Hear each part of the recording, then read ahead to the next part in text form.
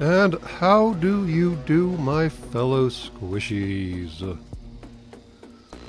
It is, in fact, yet another live stream from Sacred Cow Shipyards. Apparently we are doing these whenever we can, just for the giggles of it.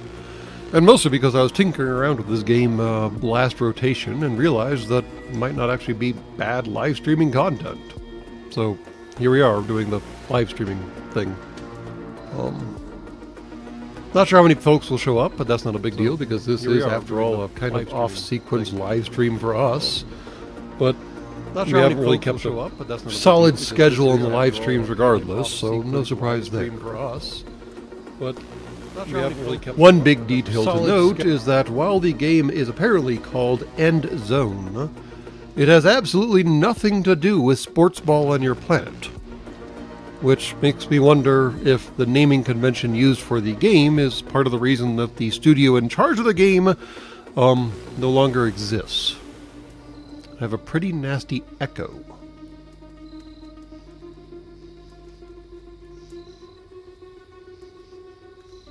Well, I can't do anything about that, unfortunately. Echo seems to have gone away. There we go.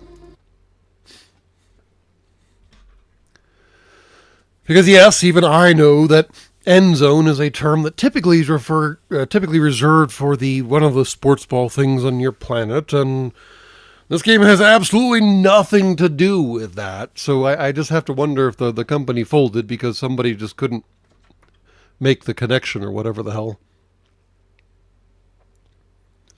Oh, well, at least the echo's gone now. We'll take the win we can get, I suppose. In somewhat lighter news, before we get on with the gaming situation, if you happen to know any sophonts in Jamaica or Cuba, you should probably contact them and ensure they left. And if they didn't leave, you might want to talk to them, because this may be one of the last times you will be able to talk to them. There's I believe it's a Category 5, only because you do not have a Category 6 in your hurricane vernacular headed towards Jamaica right now. And as a personal hobby, I like to keep track of cyclonic storms on your planet and how they build. And I just dropped a link in the chat. And you should take a look at the footage that the absolute imbeciles who do storm hunting in aircraft were able to provide for you. There's a few notable details that can actually describe the power and severity of a hurricane. And for lack of a better phrase, the cleanliness of the eye wall is almost always a perfect indicator of just how powerful and cohesive that particular storm is. And like I said, I've been keeping track of cyclonic storms on your planet for a while now, just for the giggles of it, and also because they're absolutely terrifying. But yeah, I don't recall seeing an eye wall quite that clean for quite some time. So yeah, it's not going to be great. And given that it's hitting Jamaica and Cuba, which are notorious for their outstanding and upright building codes and structural requirements, they're going to lose a lot of people.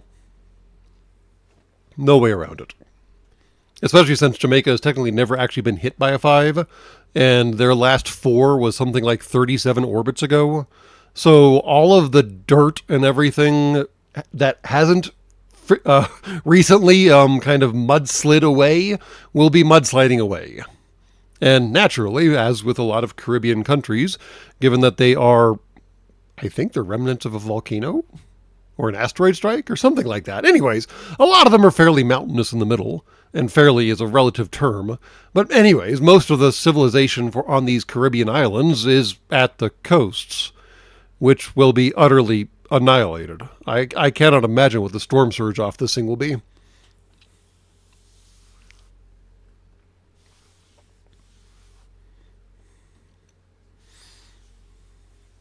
Yeah, you should look at the video, HBO. It's. I hope there are enough automated cameras on Jamaica to get some good footage of the destruction, because this is going to be something for your record books. Yeah, don't mess with hurricanes, don't mess with typhoons, don't mess with any of that nonsense. The only good news is that the hurricane is taking a hard right turn right before hitting Jamaica, so it's possible that the storm surge won't have enough time to build up a good head of steam, but aside from that, yeah, no. You'll have to look at the exact timeline. Strong Dreams wait here. The maps that I saw indicated...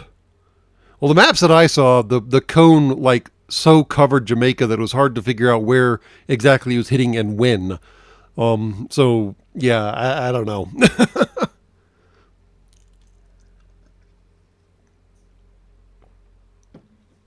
But anyways, speaking of natural disasters and things like that, we will, in fact, be attempting the tutorial of a game called, like we mentioned previously, Endzone. It is your classic post-apocalyptic trope. I don't think there's a way to make it play the intro. Oh, I can play the intro again if you really, really care. But basically, humies nuked the planet. There was a shelter, people survived, and now they're coming out and trying to rebuild their civilization. I particularly like that the intro claims that these humies who nuked the planet stole the current humies' happy lives. And I'm just like, I don't remember anything in the Humie contract that specifies that you are guaranteed a happy life. But okay.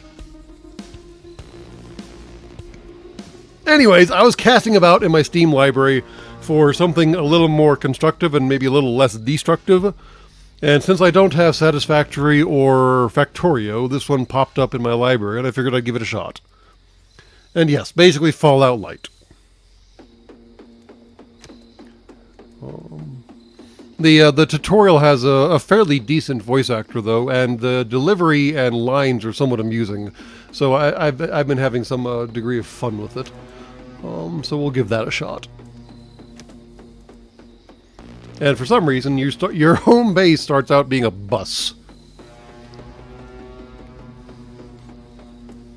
Well, the problem with that Strong Dreams wait here is it's the pursuit of happiness. Even Benjamin Franklin pointed out that it wasn't guaranteed.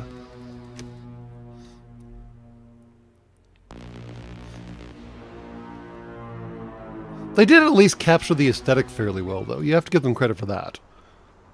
Oh, and the tutorial map is always the same. Interesting. It's the same map I was playing, so at least I know what I'm doing now. We finally left the end zone. Just look at this beautiful scenery. It's marvelous, even though it's a bit different from what we had pictured. We were able to secure a few basic resources and are storing them in our bus. Let's build ourselves a new home! I'm glad we prepared ourselves well for this kind of scenario, especially since our inventories in the end zone ran low. Don't forget that if you need additional information, you can look at our survival guide at any time. Well, here I am forgetting to push the button. How about this? How about this now? You have audio but no visual. Fine. You have visual now. Details.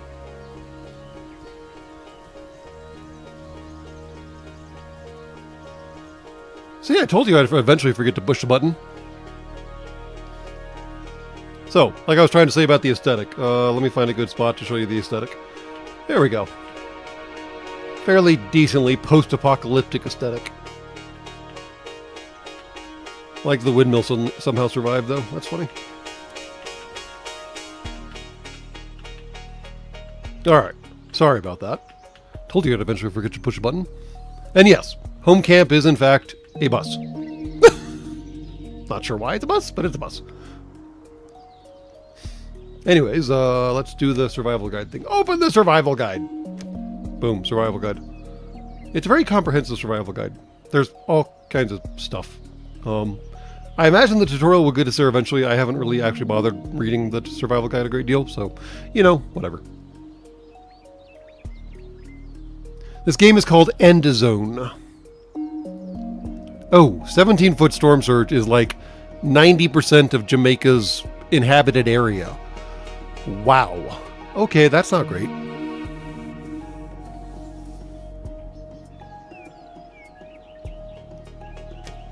Well done. Everything you need to know should be right here. I think the time has come for us to at last build ourselves a new home here. And I told you the voice actor was decent. I should probably look up whoever he is, because, I mean, I guess he needs more work now that the studio's closed. There was supposed to be a sequel to this, but that's probably not happening either. Before we can construct buildings at all, we have to assign the profession builder to several settlers. so that they can take care of construction contracts. In general, it's your responsibility to decide which tasks are important and how our settlers are supposed to be distributed to attend to them. Let me pause real quick and catch up on chat.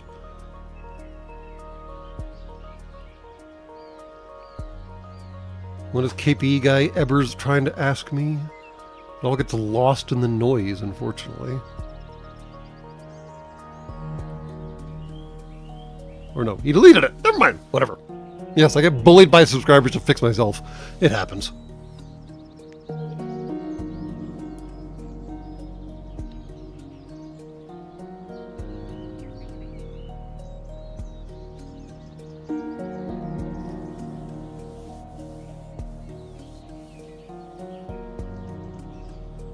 Battle of the Crown Star. Oh, the hand egg jokes write themselves. Yes, in fact. Well, apparently the publishing house did not, in fact, make it to the end zone and couldn't even kick a field goal. They've been around for 10 years, and attempting to make a sequel for this one killed them. In fairness, the sequel didn't look a whole lot different from the game now, so I'm not exactly sure why it was a sequel, but it's at least entertaining for the time being.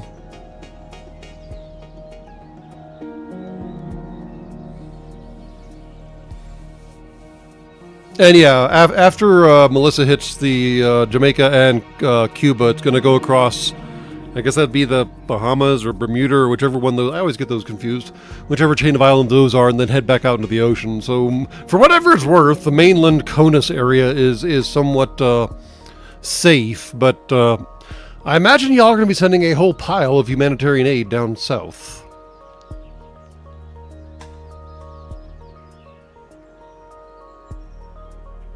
Dave Lucky is Arthur. Interesting. Don't know his name. Open the profession menu! Assign settlers profession of builder! Builder, check. All right. Your builders will be ready as soon as construction contracts have been issued. It's time to start focusing on our key and most basic need, water. And I might play Kerbal eventually. I might have to play it in sandbox mode, though, because the what's it called? The career mode or whatever the hell takes forever. And yes, the storm has basically decided that Jamaica does not need to exist anymore.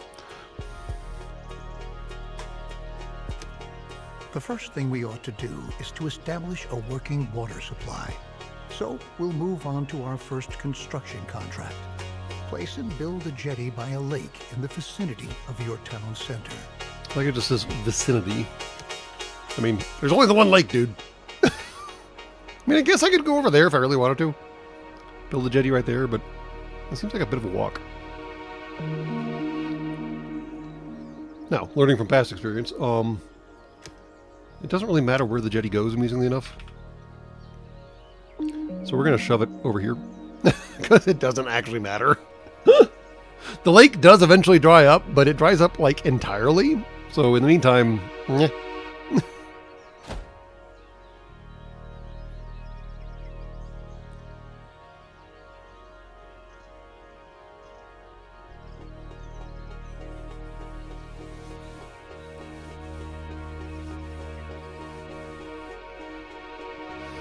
Alright, I suppose we should let playtime run. I had it paused. We have builders. Let's see what they're up to. Hello, Mr. Builders. Here they come. There's supposed to be 3 of you. Where's the third one? No, seriously, where's the third one? Where's the slacker?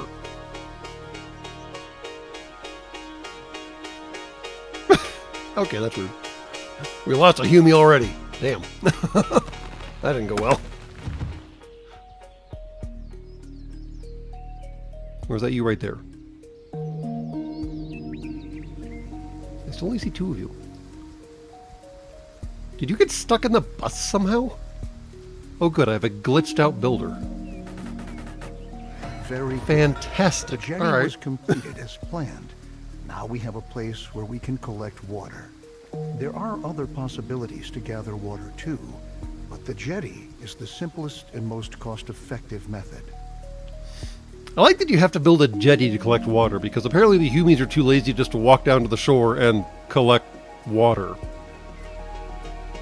I don't get it.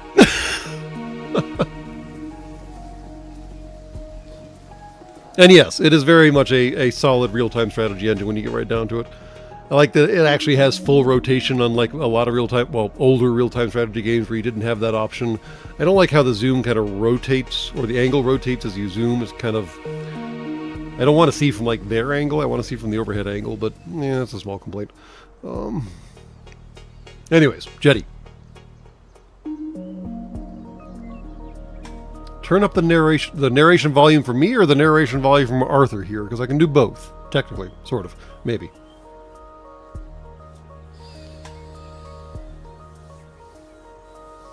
And yes, I know the old ones weren't actually 3D, Lawrence Fraser. They were all happy little sprites dancing around a happy little campfire. I get that. But still.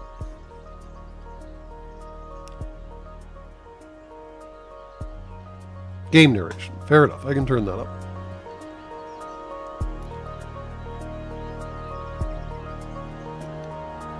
Let's see if this is any better.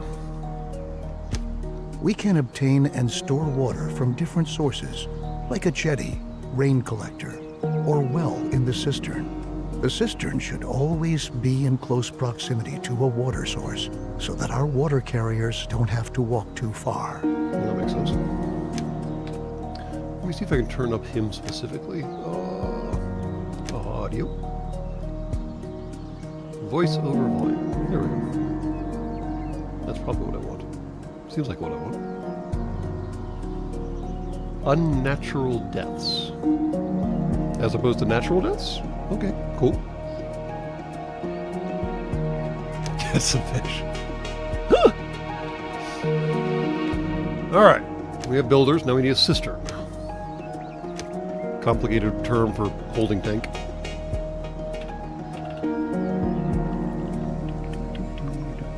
Put it right next to the jetty, because that seems easy.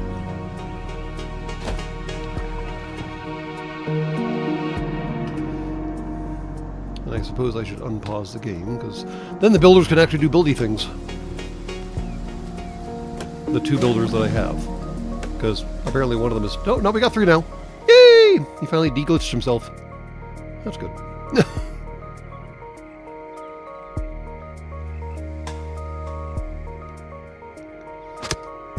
What are you guys doing? I'm trying to speed this up a little.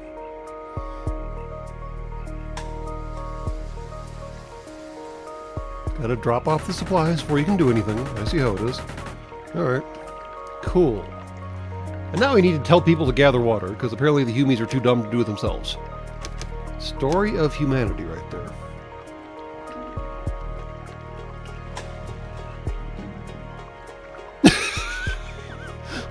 Well, Walla Viomala, I appreciate the donation and vote of confidence, I suppose.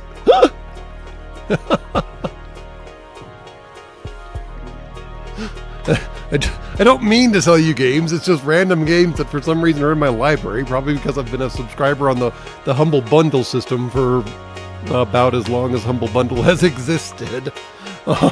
So this is almost certainly a byproduct of that. Also, speaking of currency and such like, and I probably forgot to tie in... Oh, I totally forgot to tie in the details. Please stand by. We are still, in fact, doing the fundraiser for Toys for Tots here at the shipyard, and we probably will be doing the fundraiser all the way through December. So we'll get used to that. I just forgot to push the button on the live stream to make it associated with the fundraiser. So that's on me. Because apparently YouTube is too stupid to have a system that says, basically anytime you add a new frickin' video, just add it to the existing fundraiser. Apparently that's just not an option, because YouTube is dumb. So there. Now this live stream and the next live stream are already associated with the fundraiser.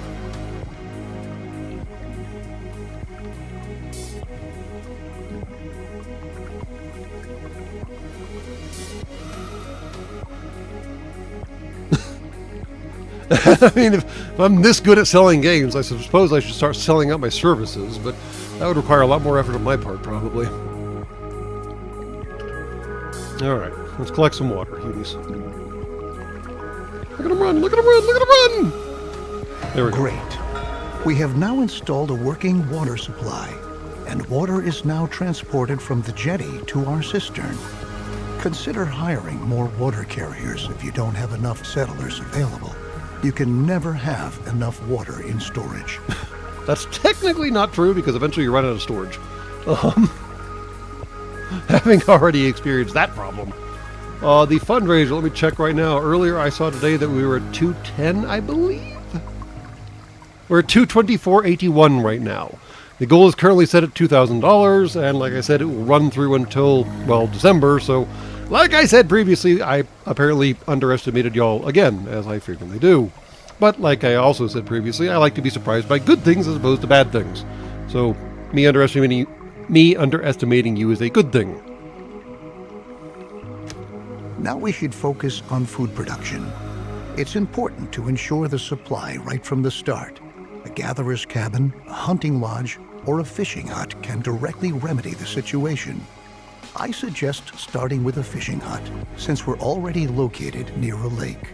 And this is one of the funny aspects of the game, is in case you haven't noticed, there have been all manner of wild animals traipsing through our camp ever since we set up here. And I've played the tutorial a while now, and it doesn't come up for a while. There are some admittedly greeny aspects to this, but they're somewhat subdued, so it's fine.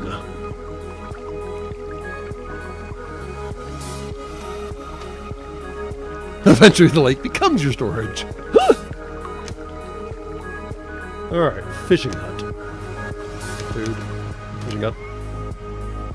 Naturally, the fishing hut has to be associated on the water, but for some reason the fishing hut can't use the jetty. I don't know why.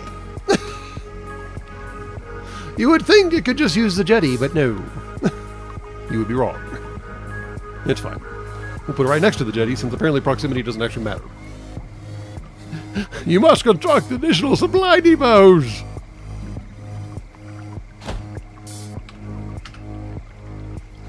Alright, little builder dudes, go do the buildy thing. See, they got food on the hoof right here. But apparently we ignore it. Whatever.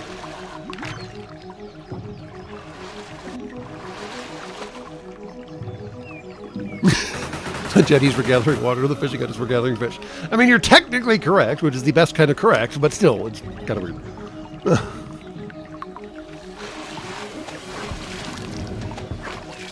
Good work. We've now taken care of our basic supply via food and water.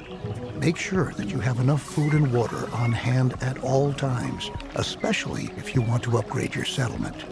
A population that grows too fast can quickly unbalance your food and water supply, bringing major difficulties for you if you don't watch out. One weird thing I've noticed is that there's apparently no real way of, like, controlling your population supply. They just kind of happen.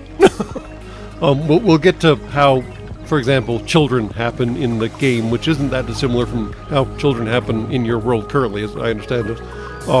Naturally, the game doesn't show you that, but we'll get there. Crops are another excellent way of getting food, because they constantly grow as long as the soil is moist enough. Each seed has different yields and growing times. This means that it could take some time until your field is ready to be harvested, in contrast to your fishing hut, where production can be right away.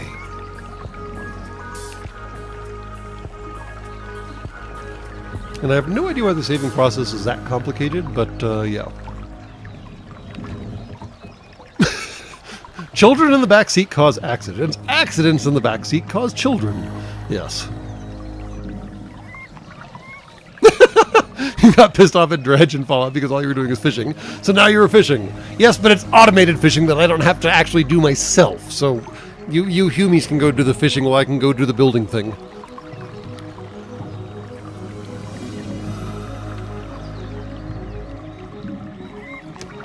Alright, now we gotta build some crops. Or lay down a field, as it turns out. A cultivated field.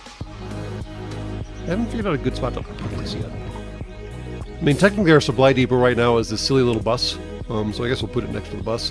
One thing that's not abundantly obvious is that the fields have a minimum and a maximum size, so you can't just put down, like, one field.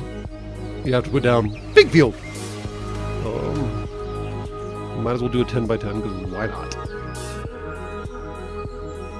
I'm not sure if humies can walk through the field though. Guess we'll find out. Oh, rads. Yay. Why didn't I check for the rads? And you would think that, I mean, you could keep an eye on the moisture level and the moistness of the soil and it wouldn't change too much, and you would be wrong. Likewise, the rads move, which is kind of concerning. The game explains it as rainfall. Most of the rads come by way of contaminated rain. I'm not sure I buy that very much. And I'm not sure how much it actually matters in the grand scheme of things, so I guess we'll figure that out.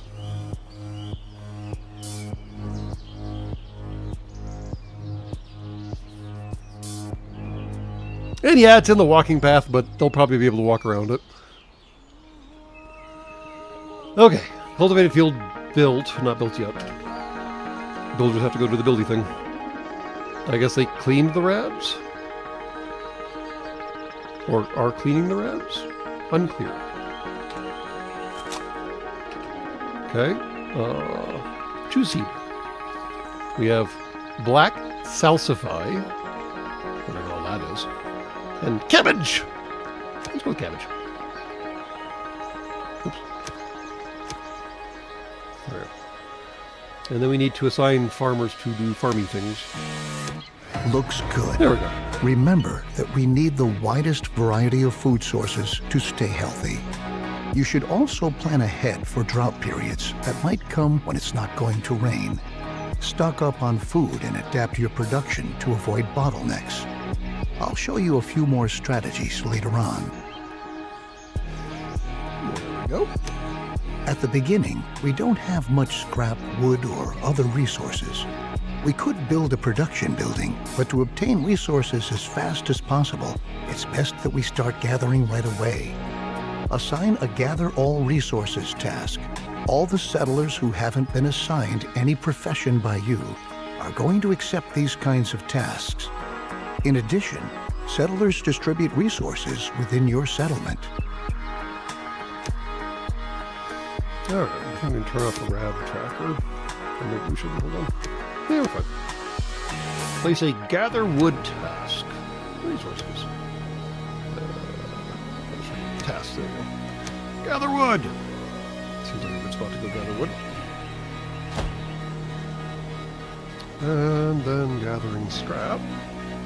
Seems like a decent spot to go scrap hunting. I can put down the marker. There we go. Go do the thing, guys.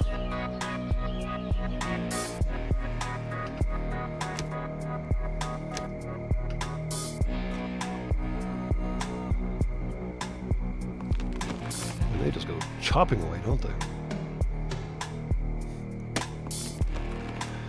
No forestry here. We're gonna clear cut this bitch. Since we now own plenty of resources, we can start to build a real production building. Then you don't have to always make efforts by hand that collecting is taking place. Yeah. Production buildings are not only easier to manage, they are also distinctly more effective than simple tasks. Don't place production buildings too far away from your settlement. You'll be able to change their working area at any time later on. Yeah, I'm not really sure what that means yet. So, I have figured out that you shouldn't overlap the production buildings, but aside from that, I haven't figured out the rest. Right on. The best thing for us to do now is to build a forester's lodge to automate our supply of wood and make it more effective at the same time. Foresters are not only able to chop down trees, they reforest areas with trees as well. Alright, let's go ahead and cancel this, because we don't need that anymore. Boop. And then we're going to drop a forester's lodge somewhere. Resources, forester's lodge, 520, 544, 567, that's a good one. 567, that's pretty solid, and outside, well, mostly outside of the scrap area. Yeah, see, over here is like 700 and change. 807, good lord.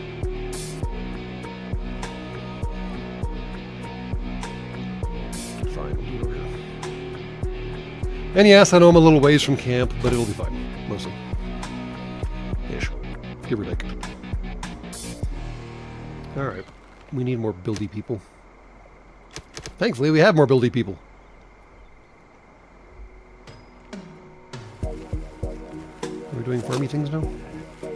No, farmer go. Chuggy, chuggy, chuggy, chuggy, chuggy.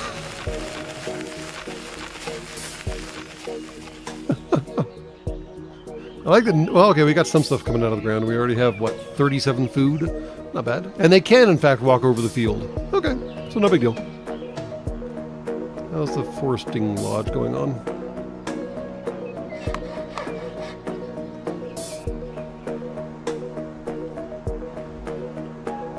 We need more scrap. You'd think 6 people carrying around would be enough. We did play Ultimate Admiral Dreadnoughts before. I think we played it once and we didn't get very far with it. So we should probably revisit that in the future. Production equals keep your slackers busy. Correct! Yes. The farmer might be annoyed at people walking through his field, and yet they keep doing it, so whatever. Apparently fields are walk-throughable. Check. Come on, get the scrap there. Get the scrap there. There we go. We have 1 forestry lodge set up. We need to assign 1 dude to be a foresting dude. Not a farmer. Not a fisher. Forester. There we go.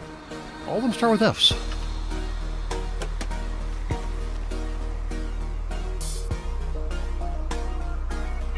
Good job. You might want to change this building's working area later on to tell your workers where they should get their wood from. And for your information, if you want, you can also tell your Forester's Lodge that they only ought to attend to reforesting an area in order to create a lush, green forest, which generations to come can use. It is an interesting feature that, unlike, say, like Age of Empires and that entire series of games, you can cut down, you can clear cut, or you can cut down and reforest, or you can simply reforest. I have no idea how long it takes for the trees to grow, but it's an interesting feature. Warcraft 3? Don't know.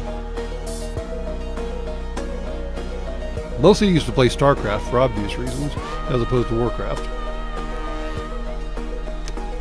Very good. Now we ought to take care of collecting scrap. Scrap is one of the most valuable resources because the quantities present are limited, and we can recover other resources from scrap. Unlike the task we just had, the scrap yard allows larger quantities of existing scrap to be dismantled than with ruins or wrecks.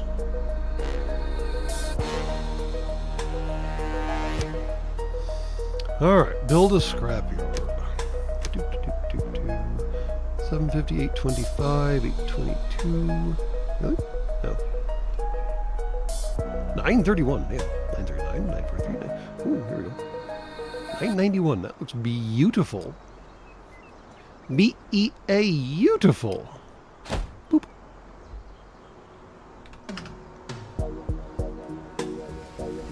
Oh, except it's spicy. Yeah. Whoops. Well, aside from the spiciness, it's beautiful. Guess we get to see how that works out. And they go through and de-spicify it. That's weird. I wonder what they're doing. We do have radiation protection gear, but they don't appear to be using it. And they don't appear to be gathering rads, so that's good at least. I have random people that aren't signed. I do have random people that are signed.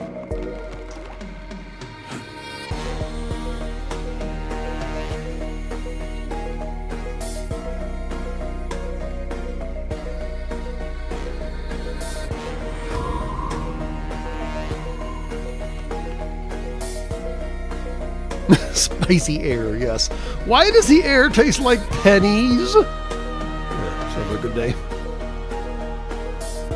And there is a drought coming on. But our farm seems to be doing okay. In fact, it's about ready to be harvested. Cool, cool. And our fishing shack is doing fishing shack things, and we seem to have 12... We have a lot of food. How about that? And a fair decent amount of water. And it looks like the scrapyard is scrapyarding. Yay! You just assign one dude to be scrapyard. Great. You can change the working area for the scrapyard, too. We can recycle scrap into 4 additional resources: cloth, metal, plastic, and electronics. We'll do that shortly, but for now, we ought to take care of your settlers' needs first. The harvesting has started. I guess we could alternate what we're planting next. Whatever the hell black salsify is.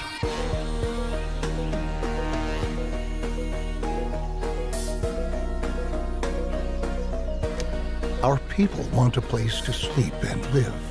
Cabins fulfill their need for safety and privacy, and increase the confidence of their inhabitants.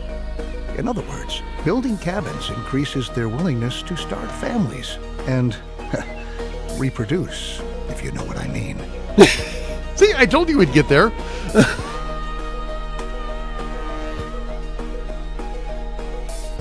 Scrapping sounds like a musical genre. It's pioneered by droids. It'll be the first big AI music genre, scrapping. Yep. Now, one thing I have discovered is that apparently humans don't like to hear each other fuck. So putting cabins next to each other like reduces their attractiveness or something in this game. And putting them near the trailer also doesn't work too. Or again, reduces their attractiveness. But yes.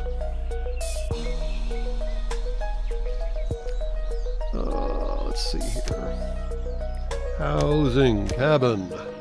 Location attractiveness 0. But I swore if I put it near the bus, it was giving me like negative numbers before, but now it's not. Very strange. All right, we'll put some near the bus and see what happens. Blink. And that's still 0. I could swear it was giving me negative numbers if I put them next to each other. Apparently I made that up. We'll still leave a pathway to let people walk through. Make it easier.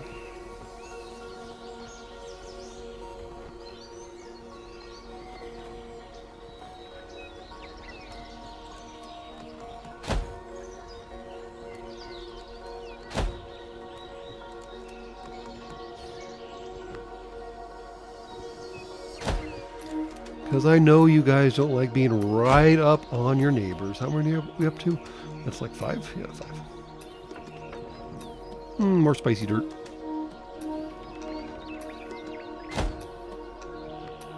Lots of spicy dirt. Oops, put that one in the wrong spot. Let's see here. Where else can we put some cabins? We'll just back them up to each other. That'll be easier.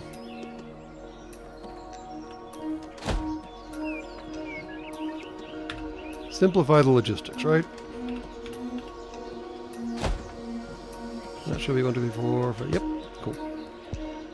Or maybe they get negative numbers once they're built. I guess we'll find out. Come de-spicify the dirt, my builders. Still wonder what they're doing. Like, seriously, how are they de-spicifying the dirt? Now, theoretically... Alright, here we go. Like, no one wants to live next to the scrapyard or the forester's lodge for, I assume, obvious reasons. The houses are still coming up 0, so that's weird.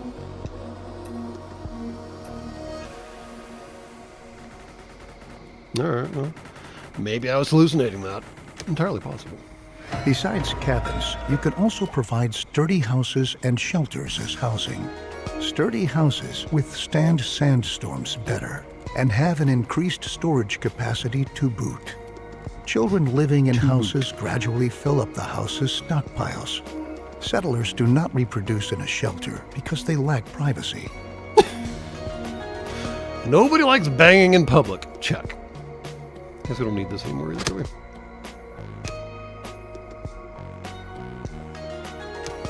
Let's return from our excursion into housing and refocus on scrap. With the help of a recycler or refinery, scrap can be sorted into 4 different resources. A recycler always takes scrap apart, one resource at a time, while a refinery automatically produces all 4 resources. To start off, you should build a recycler and produce cloth, I like that he tells you that there's a universal answer, but we're not going to start there. We're going to do something else instead. What? Hold on. So what am I being yelled at for? Oh, right. The oncoming drought is still oncoming. Yes, I'm aware. Thank you. There's only so much we can do, and apparently our cistern is, like, literally maxed out. Well, not quite maxed out, but basically maxed out. Check. I don't know what I can do about that, aside from build another cistern, and that's not part of the tutorial yet. Alright, recycle. Because apparently we can't build the universal solution. The refinery that does every... Oh, because it takes power. That could be why we can't... Well, no, it takes power too. What? Oh, it actually takes cloth. Is that cloth? Anyway. Metal, which we don't have. Fair enough. I'll stop whining. Probably not, but I'll say I'll stop whining and see what happens.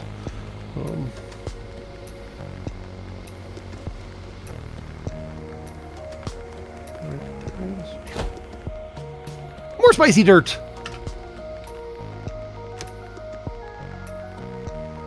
Go de-spicify my minions. There they go! Zoom! And they need to build cloth, so that checks out. Okay.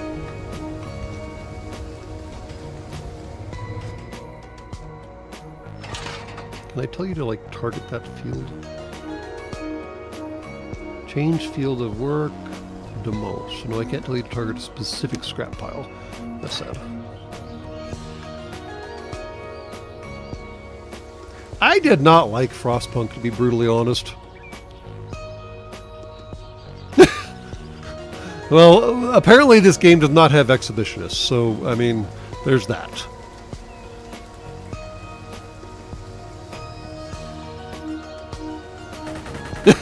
People you want in a settlement do not like to bang in public. Fair point. Yeah, spicy dirt is radioactive.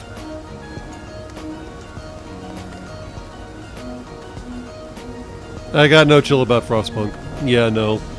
The whole, like, internal political mechanism in that game, I didn't have time for all the infighting when their existence was literally on the line.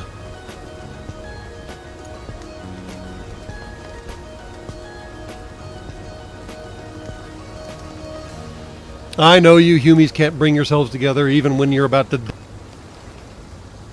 And I play games for escapism.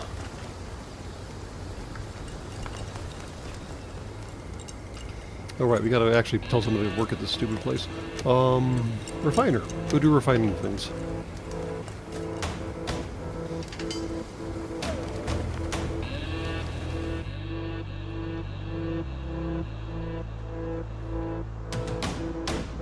Humies do be like that, though. Humies do be like that. Alright, maybe that's a bit of a commute to the recycler. We gotta build some way of, like, stockpiling stuff over here easier. I have no idea how, but we'll figure it out. Wait, do they have to go all the way back to the bus to, like, pick up the supplies from the scrapyard? Because that would be obnoxious. Because the scrapyard should have... that's nearby. You can instruct your recycler to produce a different resource at a time. It's important that you focus on the resources you really need, at least in the beginning. Cloth and metal look like good options if you want to equip us with protective clothing and tools. That seems reasonable. Happy settlers are industrious settlers. Generally. That's why we ought to look after our people and protect them against the surroundings and dangers, like radiation. So let's start by transforming our newly recovered cloth into protective clothing. A tailor will be able to help us with that. I like that it takes a dedicated tailor by name to produce protective clothing. Because, you know, like a seamstress or something like that could manage, obviously. What? Oncoming drought still, check. Got that. Tailor shop. Tailor shop. Is there a song about a tailor shop, or am I making that up? I was going to check about... See, now they're negative. Oh, they're negative if I put things near them. I see what I did. Interesting. So basically you want to put the tailor shop out in the sticks. Check. Why is living next to a tailor shop such a bad thing? I mean, I'll grant that living next to a hattery?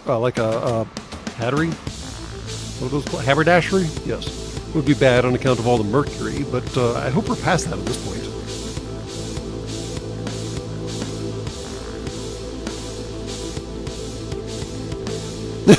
Cloth and metal? Ore and wood? What? Seems like you might need a weaver before you need a tailor. Well, apparently the recycler takes care of, like, just generating the fabric out of literal whole cloth, so I don't know. Yeah, Cisco Don't Know. That's the one. I knew there was a song about the tailor shop. The tailor shop on Babylon 5. Of course. What other tailor shop would I be talking about?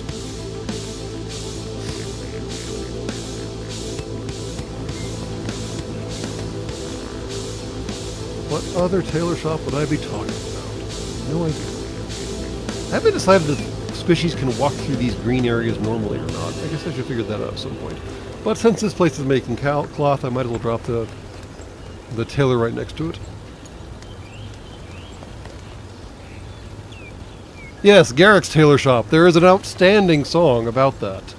Please stand by.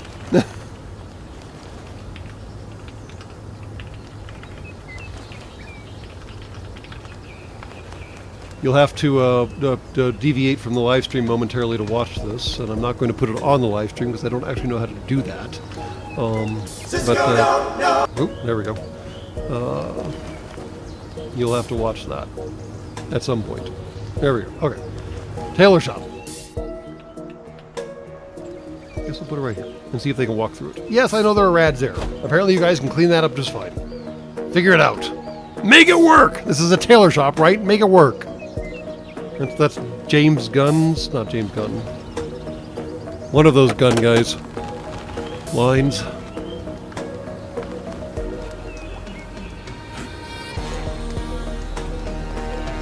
Tim Gunn. There we go. Tim Gunn. Make it work!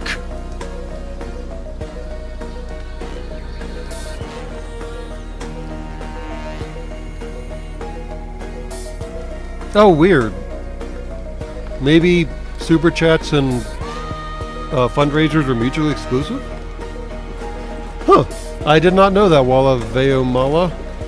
I'll have to bear that in mind in the future, I suppose.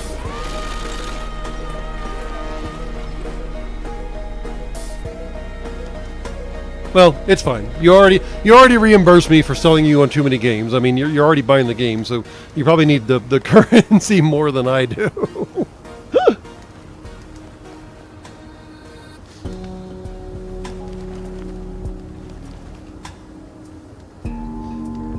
Is it done? Oh, no, it's not done. Never mind. And you'll notice that during the drought, the lake went away! In fact, I'm pretty sure all the lakes went away. I don't know, like, how bad of a drought this is, but that's pretty obnoxious. Or the soil here is really freaking porous or something like that. Because, wow.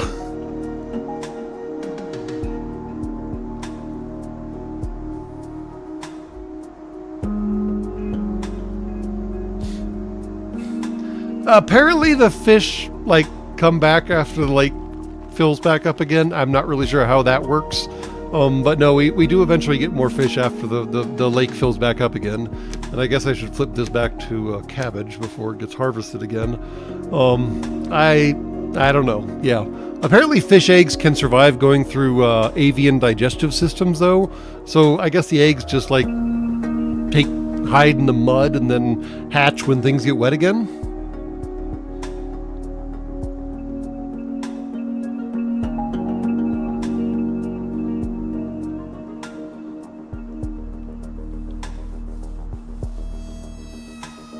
And yes, you can eventually irrigate, but we haven't gotten there in the tutorial yet.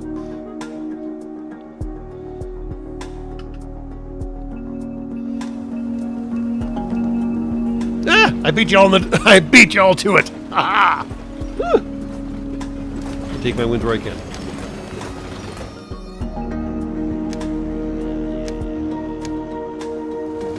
Oop, tailor shop's done. I guess we gotta free up a builder to be a tailor. Fair enough. And yes, I completely agree that going straight from like raw cloth production to tailor is a bit strange.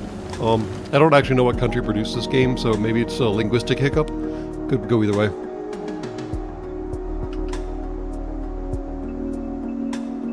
What was our goal? Neck scarf. Are you making a neck scarf? You are in fact making a neck scarf. Nice. How a neck scarf protects you from radiation? I don't know, but it's a good start. I mean, at least it'll protect you from heavy metal dust. And well, you can get a lot of radiation from heavy metal dust, so you got to start somewhere, right?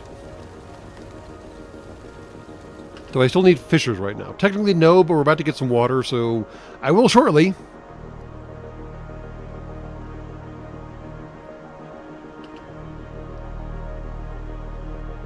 And it's not like the builders are doing anything when they're not doing building things, so I mean, we can't fish, we can't gather water. I guess we could do like wood chopping if we really wanted to like reassign people to do things, something useful. You can send them over to scrapping and foresting. I can't send them over to foresting. I sent two to scrapping. There we go. Fine. And now I have the tailor shop stuck on my processors. Wonderful. Just what I needed.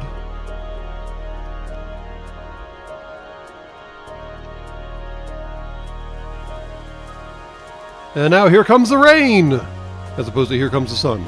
And now you need the fissures again. We categorize environmental radiation into 4 levels: no radiation, low level, medium level, and high level radiation. The radiation changes constantly and is influenced by weather and contaminated rain. Protective clothing helps to protect us against this kind of radiation, but it takes a while before it's produced. And production relies on a steady flow of incoming resources. Try to establish production chains at an early stage and start to stockpile goods so that some are always on hand. The tools we brought along from the Endzone are slowly but surely running out. So now, let's focus on manufacturing new tools. The tools will help us to work effectively. We'll need metal for that. So we'll prepare for production by building another recycler, which we'll commission to recover metal from scrap. After that, we'll need a workshop to enable the manufacturing of brand new tools. All right, another recycler. Because we can't build the super system yet for reasons. Silly reasons, dumb reasons, obnoxious reasons. Reasons that no one likes. And we want to build metal with that one, yep. Thank you. Get on over there, my builders.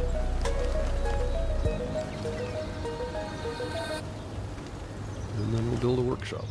Probably right next to it. Like we did the tailor shop.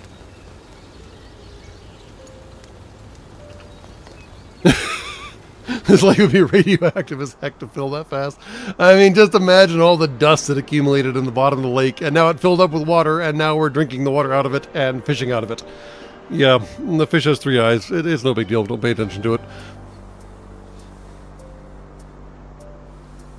Have a good one, Internet Gravedigger.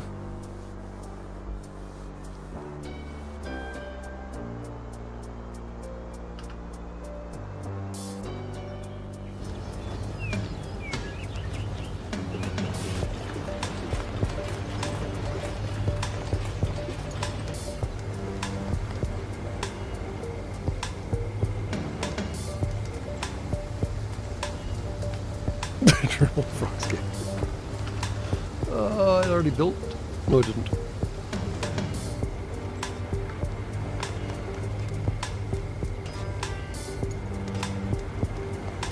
So yes, technically just simple clothing will protect you from, say, alpha radiation. I mean, your skin technically protects you from alpha radiation. Beta radiation is a little more complicated, and gamma is significantly more complicated. But a scarf, I don't see how a scarf is going to do you a whole lot more good than just wearing the clothes you have on currently. But that's just me. Alright. Now we need to build a workshop. Workshop. How big is a workshop? Fairly large. We'll build it out here too, since I feel certain that Nobody wants to live near a workshop. Yes, check. Okay. This all checks out.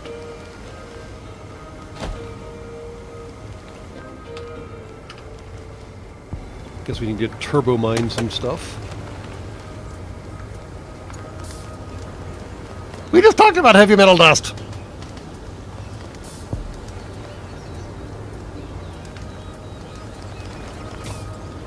After Ink Revival. Haven't heard of that one, but I guess I'll have to look into it. Like I said, this is a byproduct of me not having Satisfactory or Factorio, so I found something else that currently exists in my library, and I hadn't played quite yet, so I figured I'd give it a shot. And it was entertaining enough that here we are.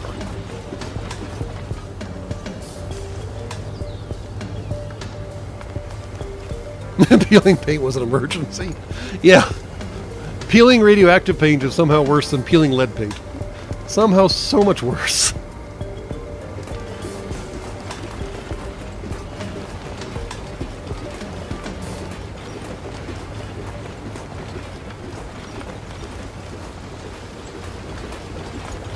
Nope, we're not quite done yet. Alright. And we're supposed to build tools here, right? Scrap tools. Check. Alright. But we need a technician first. Or no, metal tool, not scrap tool. There we go. Can I assign someone to be a technician already? Yes, but... oh, we have people. We have lots of people. Oh. Apparently all those kids grew up. Nice. Build faster, my minions! Yeah, I guess that population up arrow is kind of a good indication. What are we complaining about? Oh, we need more houses. You must construct additional pylons! Fine.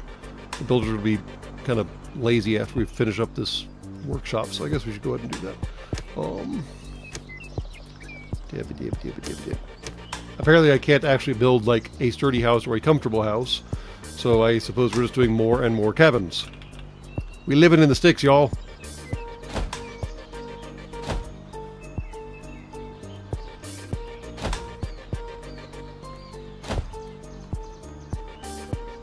There. That'll give the builders something to do after the workshop's done.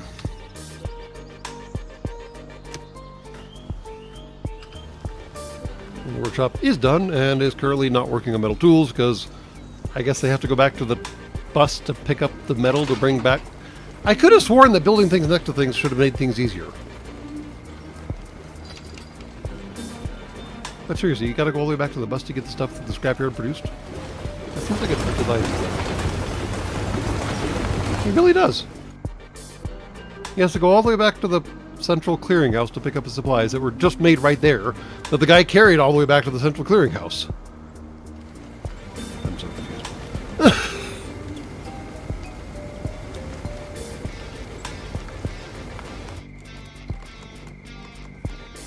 How's my food and water doing with all these new people? Seems good. I mean, our water basically maxes out at 2,000 regardless, so it's basically maxed. Food seems good likewise. I guess we're getting another crop of cabbage because I forgot to reset what we're getting. I'm not sure it actually matters if we rotate, but I figure we'll rotate anyways. I can probably reassign some of those builders from being useless builders right now to doing... I'm not sure if adding farmers actually increases farm output, but we can certainly do more foresting and scrapping.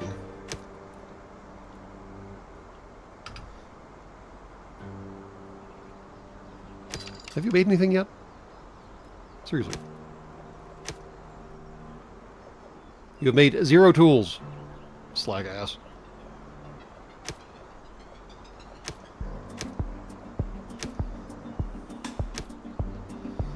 One tool! Congratulations, you are now a tool. Okay. These little idiots get a lot of exercise.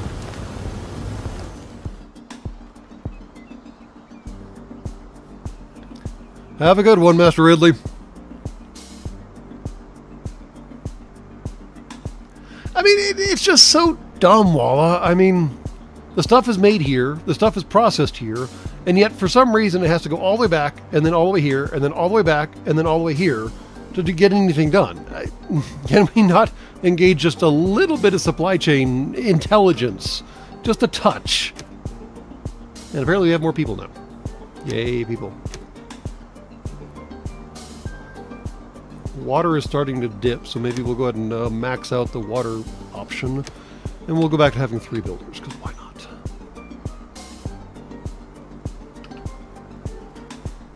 Oh, you just now produced 1 metal tool. It took you that long. By the Great Maker. Do we still have homeless people? How many people do these things hold? 1. Well, why are there only 1 in here? Crying out loud. Pack yourselves in. Why are you only 1 deep in the houses? Whining about being homeless and you're not, like, having roommates here. Come on.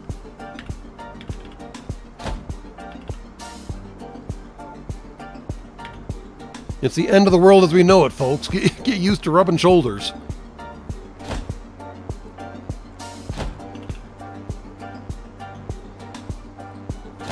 There. Is that enough for you idiots? Blessed whiners.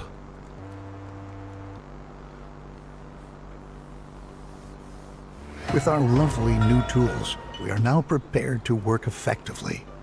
Should you ever run out of metal, keep in mind that you can also instruct your workshop to manufacture tools from scrap instead of metal. Though they won't be quite as effective, it's still better than being forced to work with bare hands.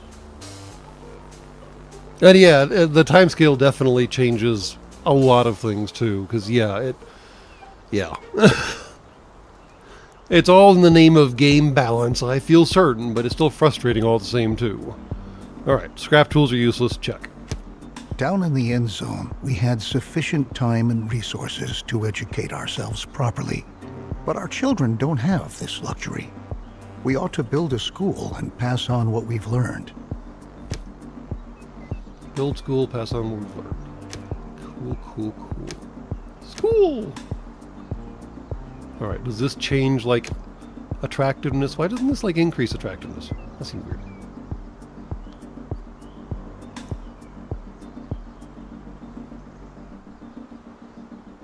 Sure, we'll put it right next to the town center. Makes a certain degree of sense, I suppose.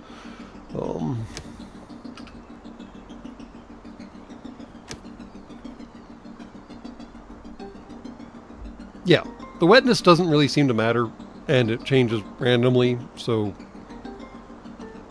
far I've mostly ignored it. It's not like you can chase it with farms or anything, because you've already built the damn farm, so what are you going to do, move it? I don't think it works that way.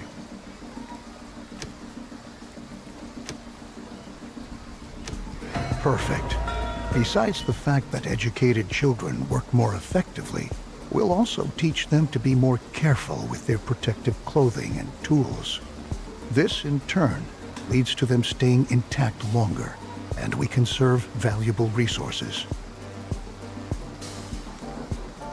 And yes, hugging floors, they have in fact been chopping down wood with their bare hands this entire time. I mean, I think realistically they did bring up some tools from the Endzone, which is still a horrible name for a fallout shelter, but they didn't ever actually show up in our consumable list, so I don't actually know.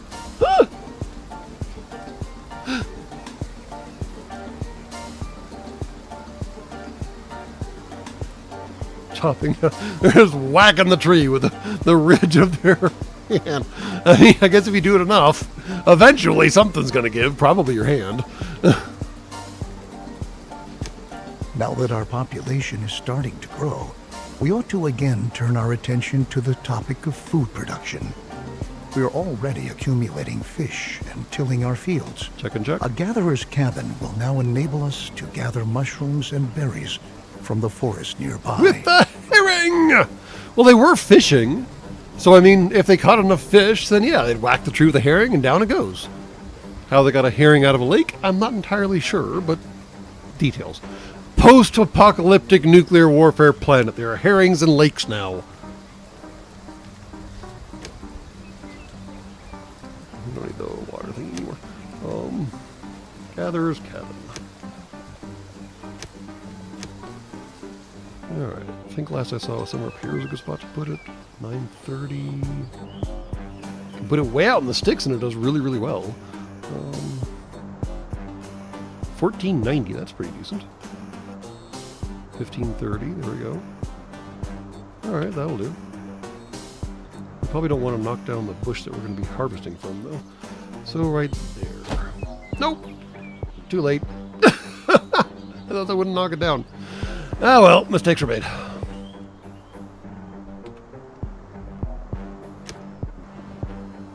And that's going to go up really fast. Although, I thought I had... Okay, there we go. Vorpal Fishbone. The Vorpal Blade was the most terrifying weapon in that American McGee's Alice game. And amusingly, it was the game that it was the weapon that you started out with. It was primarily just a melee weapon. Naturally, it was basically just a very large cooking knife. But Alice could throw it, and it was basically a one-shot kill for damn near everything. And then it had like a 5 to 10 second recharge time where, since naturally it's Vorpal, it would teleport its way back to you. So once you threw it, you had to wait a second for it to come back. But it was okay as long as you wanted to get rid of something quietly. And hello, C.A. McDivitt.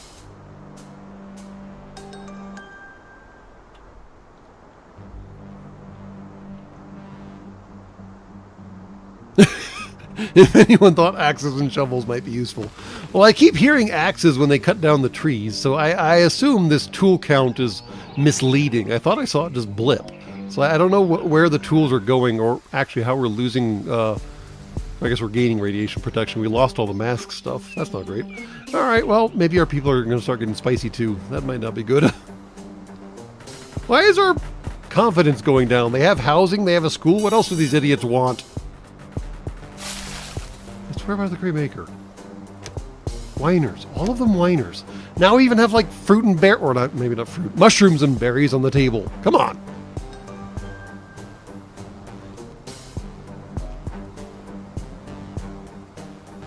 Well, Strong Dreams Wait Here, like I said, it eventually comes back. You could fling it at anything, one-shot it, and then just hide for a couple seconds, and it'd come right back. Not a very effective way of playing the game, and it didn't one-shot bosses, so you had to use other weapons, and the weapons in that game were about as bizarre as you'd expect for an Alice Universe game, especially one created by American McGee. So it worked. It was just very wild. Did I really offset those... What? Thought I got those lined up. Maybe I didn't. Oh well. Whee! Alright, Cabin, how are you doing? Production limit. I don't even know what production limit means. Weird. Oh, I need to assign 2 humies to this. Fine! Hungry humies are hungry, Chuck. Very good. As you can see, the Gatherer's Cabin is an effective possibility to get food quickly. But watch out. After a drought, it's going to take some time before the plants have regrown.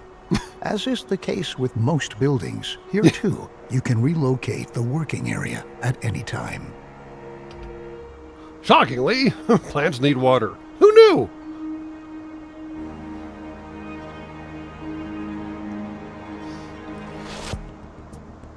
Alright, we're starting to lose water, though, and we're maxed out in our water carriers. I don't know what else to do about that, because the tutorial naturally has you on rails, basically.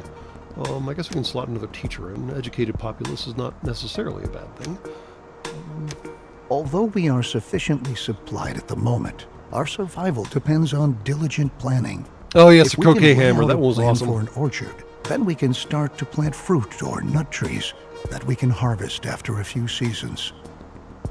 Yeah, the croquet hammer. That one could launch croquet balls too, though, couldn't it? I could swear it did, because you could beat the snot out of people with it too, but I think you could launch the croquet balls.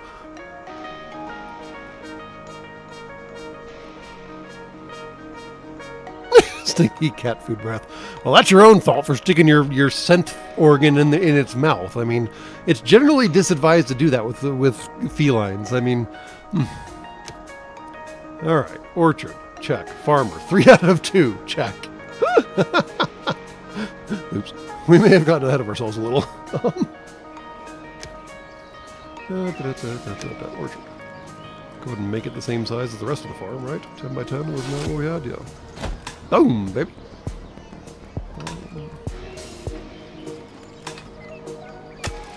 And then we pick a seed, which it looks like we're doing plums. Out of all the seeds they could have taken down into the fallout shelter and then planted when they came out, they chose plums. They also have apples, cherries, peaches, pears, pecans, interesting, or pecans, depending on where you were from, walnuts, coconuts, coconuts. These do not all grow in the same area. And bananas, which, again, do not all grow in the same area.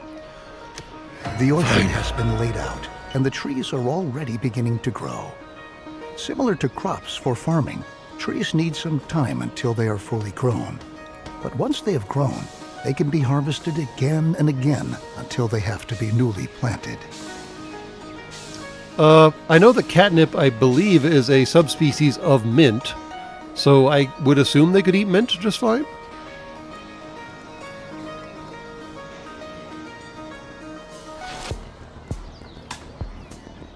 And yeah, Rob concurs with me. There we go, Rob. Yes, Rob. Our gatherer's cabin gathers food from the surrounding forests. However, there are any number of other plants there which we can use as well. These plants can be gathered by an herbal hut. The herbs gathered there can be consumed by settlers to replenish their health. I mean, I already just started calling you Rob, so I think you're stuck with that now. I like that we have a gatherer's cabin and an herbal nut, I almost said, but herbal hut. I did mention there was a little bit of greeny stuff associated with this game, didn't I? Time to build the herbal nut. Do they overlap at all? It's all the same plant, right? Herbal mech!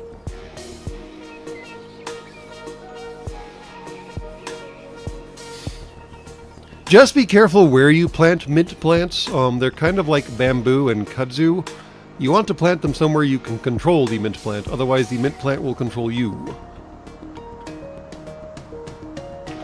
400, 350, 350, 415, 430. There we go. That's a good spot. Wherever it was. 40, there. I'm going to assume that these two idiots can gather from the same area without knocking each other out of production. Let's hope.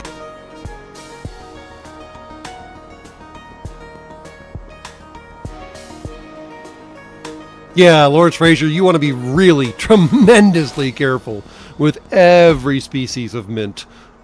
They will take over the known universe if you allow them to do so. And I don't know if they use rhizomes or not, but their root system is redonkulously obnoxious to actually remove.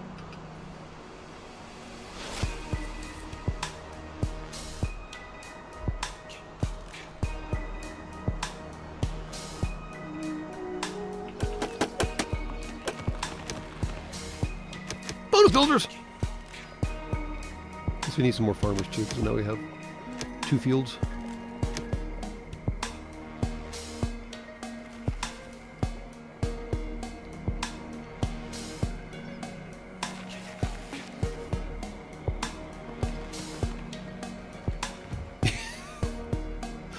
John Leonard, yeah.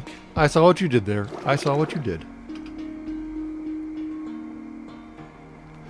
Mint isn't quite as bad as kudzu. Kudzu, the joke is you dig a 6-foot hole, you drop a leaf in, and you run like hell.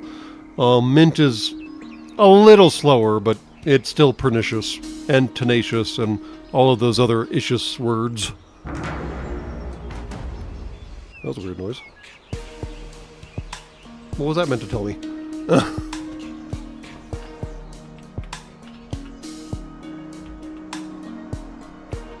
There's a fly flag on my map. I think that's our base, right?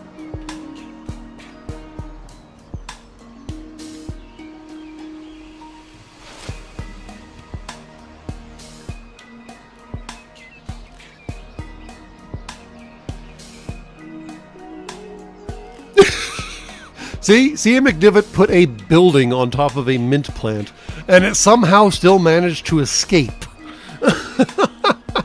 You don't mess around with mint.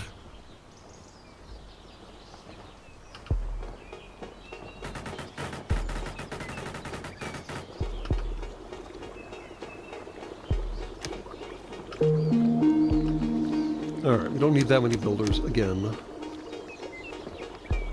Guess we can max out our fishermen.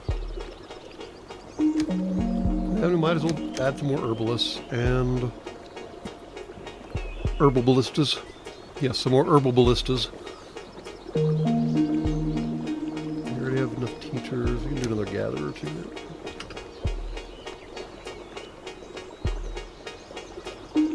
Well, dandelions are just a one-shot plant, though, Stefan 19K. I mean, you're dealing with the seeds, yes, and the seeds are obnoxious and tenacious and pernicious as well. I still have homeless settlers, really? Seriously? It's really good maker. But the problem with mint is that it does both seeds and it expands underground. It's the worst possible combination.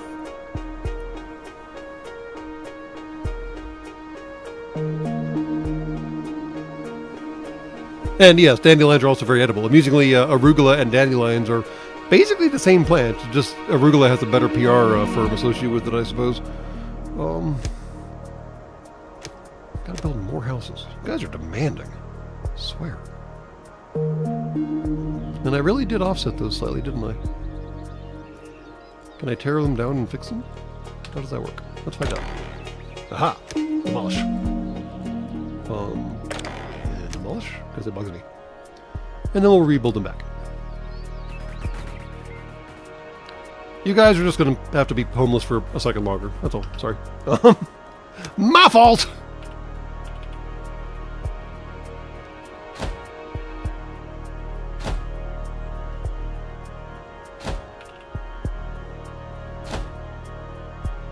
Well, we have a very large neighborhood. I'm not sure it's the optimal way of building housing, but, you know, it works.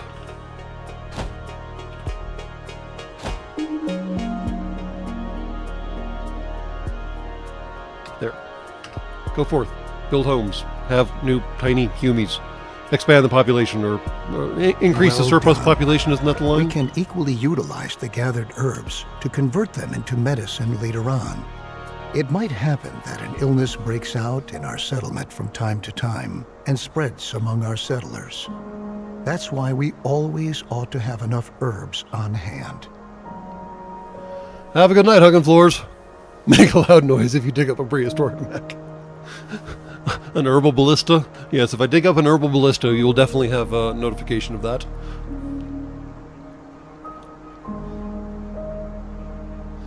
Alright, we have bonus herbs now. Radiation is the main reason why the health status of our settlement can decrease. Yeah.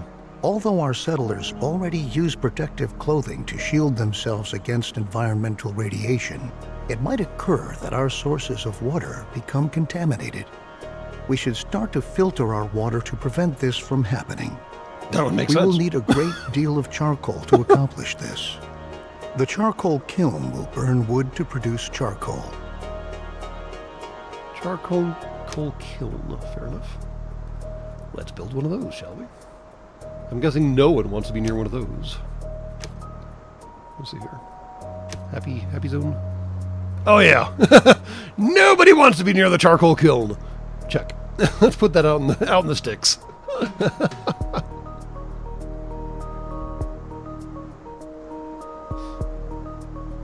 Up against the base of a mountain seems reasonable to me, for reasons that I can't really express. But, I mean, why not? I mean, we could put it near this. It wouldn't probably matter, would it? We're just doing wood in both directions, right? And nobody wants to live near either of these, so yeah, why not? We'll put it right there. Put her there, mate!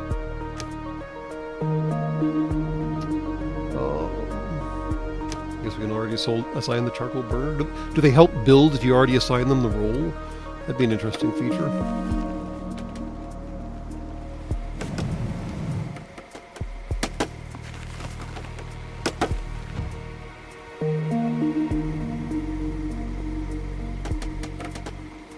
In the case of sudden unpleasant surprises, scream like a little girl and run.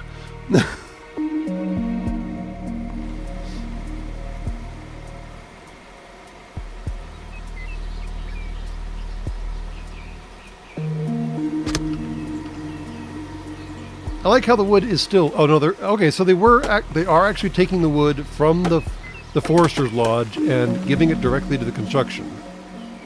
Okay, so we just unloaded the forester's lodge and shoved it into the construction site. So that's good, I guess. So maybe the pathing isn't quite as horrible as I had assumed it was, because I was really thinking that it was really horrible pathing. Maybe that's my own fault.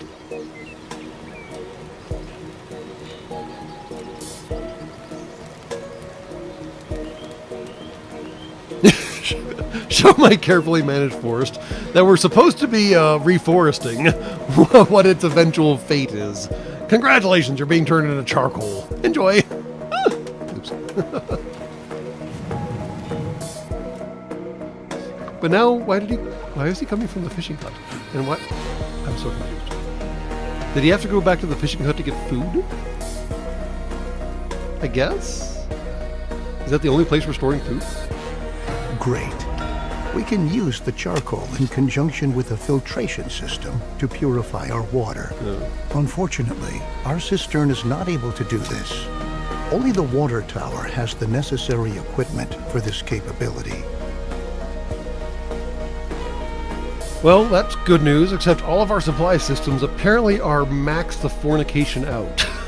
I guess we have to build more things to have more space. Great. Let's do whatever we need to do then. It would be a disgrace if we had to demolish our trusted cistern just Would to it be, erect though? a water tower in its place. What we ought to do instead is upgrade the cistern itself. A water tower can store much more water and provides workplaces for a lot more water carriers than our old cistern. Would it really be that bad if we had to tear down the cistern and build a water tower? Really? Seriously? Alright. I need to build a recycler. And then we need to refine it. And make plastic. And then upgrade things.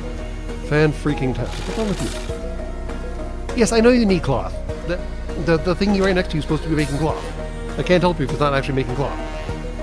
Fine. Make another recycler and have it do plastic.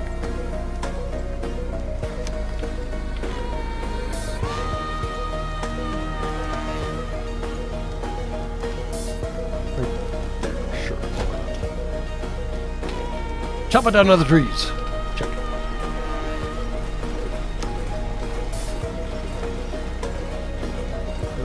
All of our people are assigned to do people roles. That's good.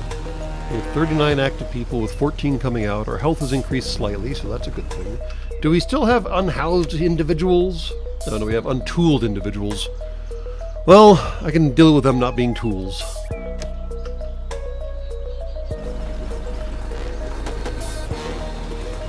Not enough creep. And we need to make plastic. Conveniently in bottle form.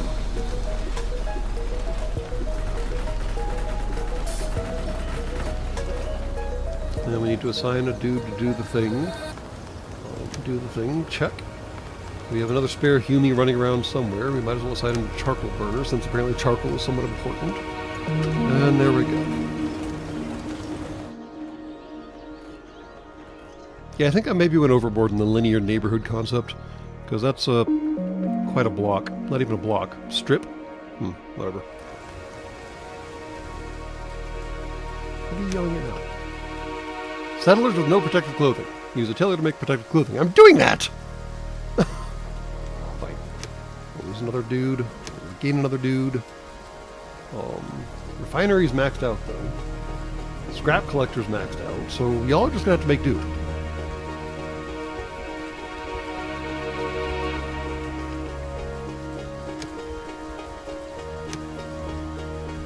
Upgrade cistern to water tower. Right. I should do that. Mash the big ol' upgrade button. Check.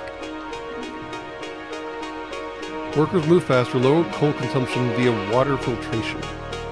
Why does adding electricity to the situation reduce the coal consumption via water filtration?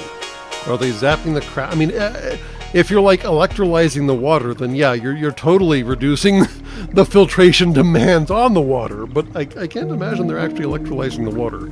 I'm confused.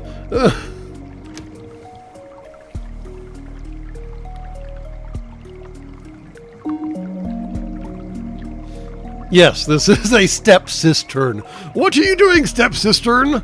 And that's enough of that thought. Video game logic. Yes, applying electricity to the equation makes the water filter better. Check. Maybe the cistern has a no-likey bubble around it too. Is it a no-likey area? Maybe that's what I ran into the last time I tried to play this game. No? People are okay living next to the cistern. I don't know. Weird. Y'all gonna upgrade anytime soon? Didn't I tell it to upgrade? Oh, there it is.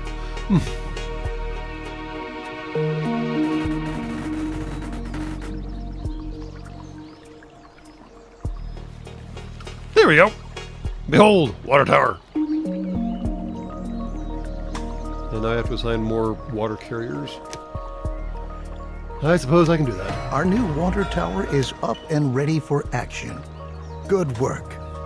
Filtering the water is an important next step because clean drinking water is a key mainstay of any stable society.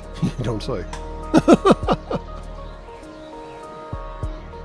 Fallout called the once architecture design back. I mean, it is a little... Yeah, it's a lot like that, isn't it? It's fine. I mean, at this point, almost anything post-apocalyptic is going to look somewhat like Fallout. It's fairly unavoidable. Let's begin with filtering our water. To save on charcoal, we ought to ensure that at least a little bit of water not contaminated by radiation is being stored in our water tower. Okay. Water gained from a well is never contaminated by radiation, so it suggests itself for that purpose. Then we can use the remaining charcoal to produce better protective clothing. You know that all the water in the water tower goes into the same tank, right? So, I mean, putting in contaminated water with uncontaminated water kind of contaminates the uncontaminated water. I'm confused.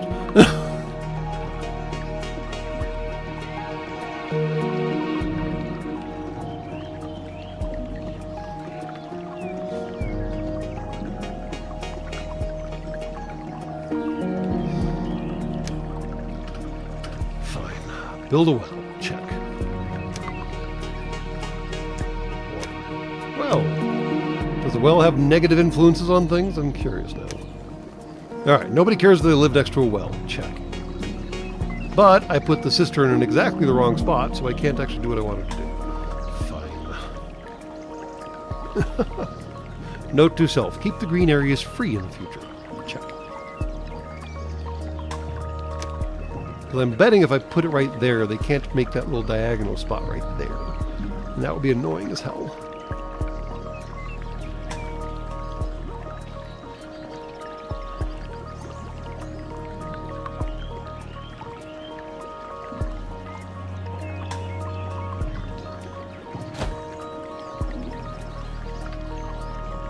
%% efficiency. Oh, interesting.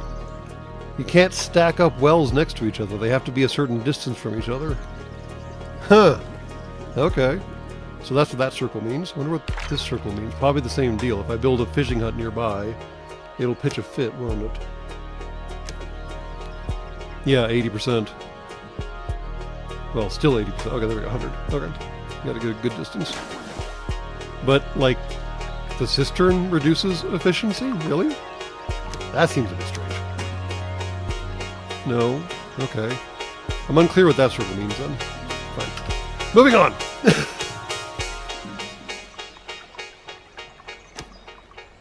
Oh, builders!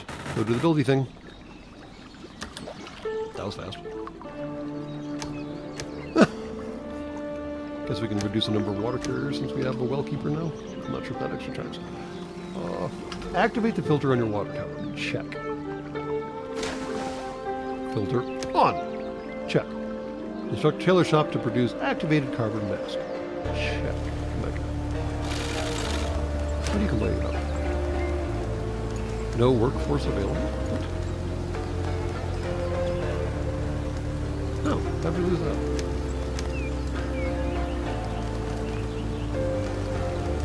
Must have mashed one too many buttons somewhere. And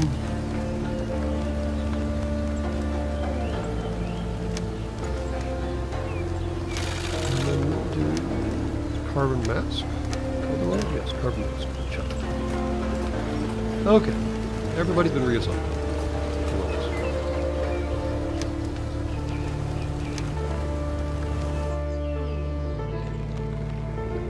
And you guys have already maxed out your friggin' supplies too. Great!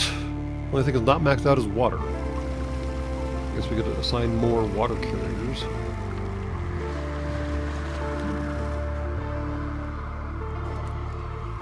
Why is it showing 2 out of 3? That's weird.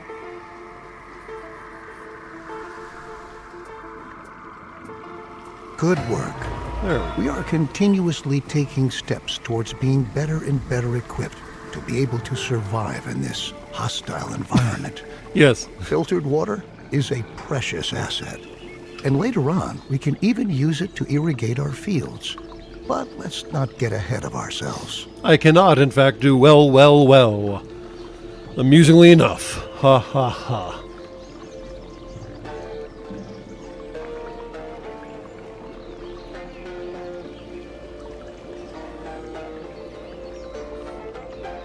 Lots of new people. We should probably find jobs for them. Let's carry some more water around, guys, since we are running low on water, apparently. And I'm not sure we need that many farmers, but we have 2 fields, and 2 farmers per field seems to make sense in my head. We don't need probably that many gatherers, so we'll assign more water stuff and go from there. Okay. Not only our water can become a hazard for our settlers due to radiation, our food can too. We ought to erect a decontamination post to prevent settlers from eating meals that are contaminated with radiation.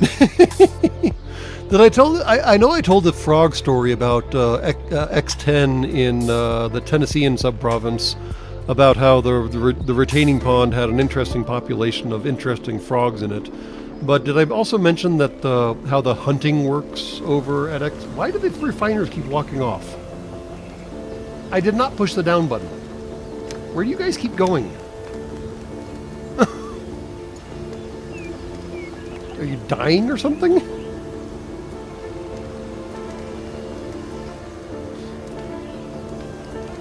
Now that we're all exceedingly contaminated, let's do something about the contamination, yes.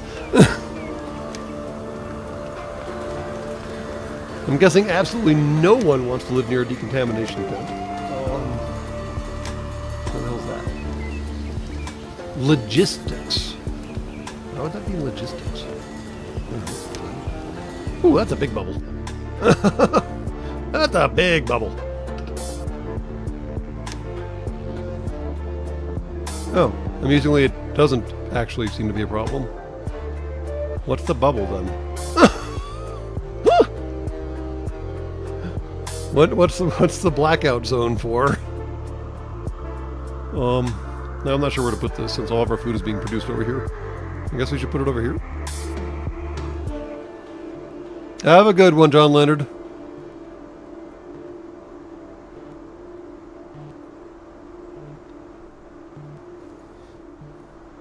I mean, if no one cares and the food is over here, I guess that makes a certain degree of sense. Sure, why not? Still don't know what the big bubble means.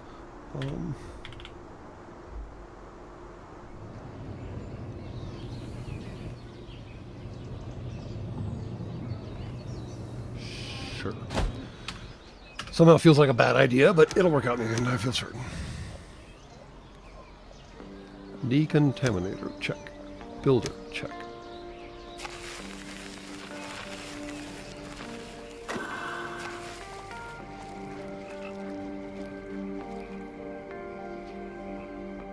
Oh, the bubble shows the area it can cover. Well, that's all where all of our food is, I guess, so that makes sense.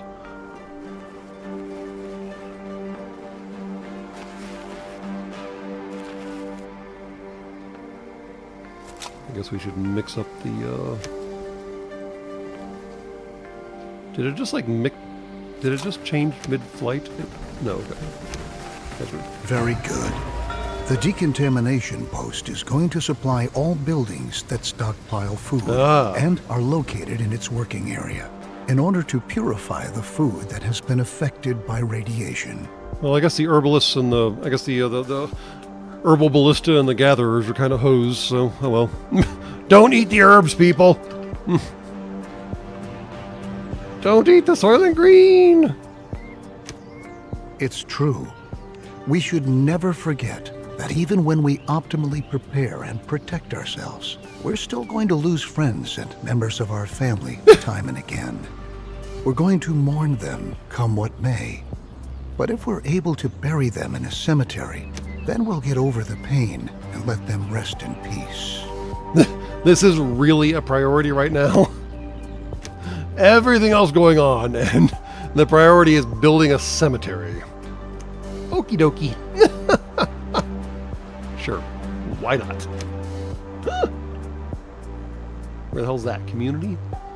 Huh, guess right. Holy hell, it's huge. And I'm guessing its circle is like where it helps too. I can literally put it out back if I want to.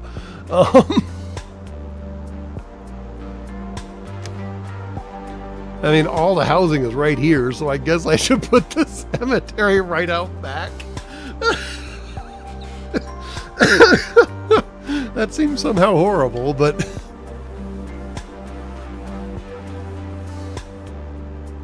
I mean, I have to assume that's what the circle means, is that's where it covers, right? And I guess I need to cover the housing, right?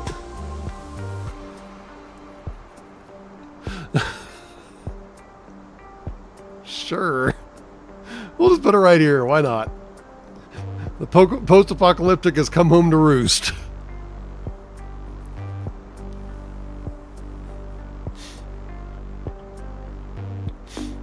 I mean, dead body removal is one thing. Setting up a dedicated graveyard that is literally bigger than your town square, that seems like a bit more. Hold on, what was all that about? What's the down arrows mean? What do the down arrows mean?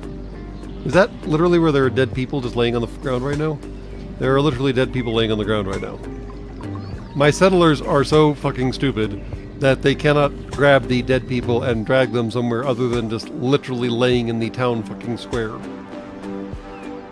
These guys are fucking imbeciles. How did they survive anything? Oh my great maker. You fucking dorks. You literally just let people drop and left them there. Wow. I have nothing positive to say about you. Nothing at all.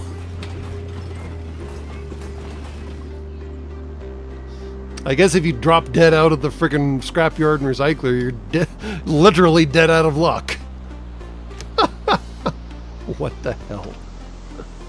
Oh, I gotta tell somebody to be mortician too, because apparently they have to be properly dressed up before we bury them. What? Okay.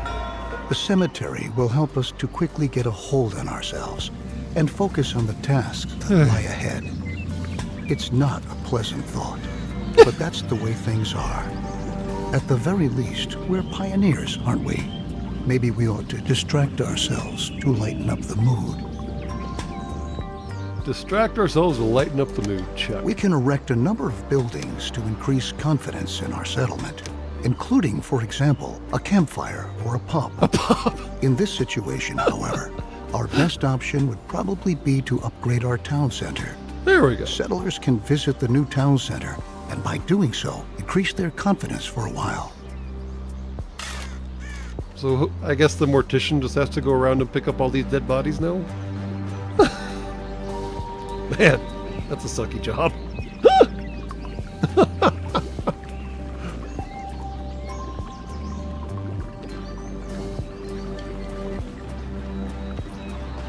Pub, finally a good idea.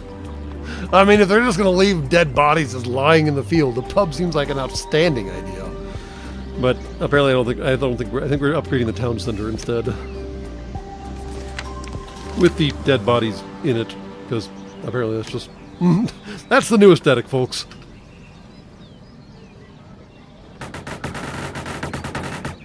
Very good. Oh, upgraded The means new town add a center campfire. not only gives us more storage space, at the same time, it functions just like a campfire, too. Settlers can visit the new town center, and by doing so, increase their confidence for a while. Now that we have made efforts to ensure the spiritual well-being of our settlers, we ought to attend to their physical health as well. Our settlers can get sick from time to time. Settlers who have become infected with a disease can die from it if they're not treated. Settlers will go to a medical facility to have themselves treated and will be admitted there, provided that beds are still available. We ought to ensure our settlers' medical health care.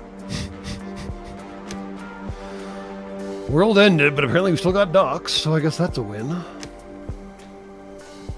Alright, I guess I can put that right next to the school. Why not? That makes sense in my head. As long as it doesn't have a detrimental effect on things. No, it doesn't. Okay, cool.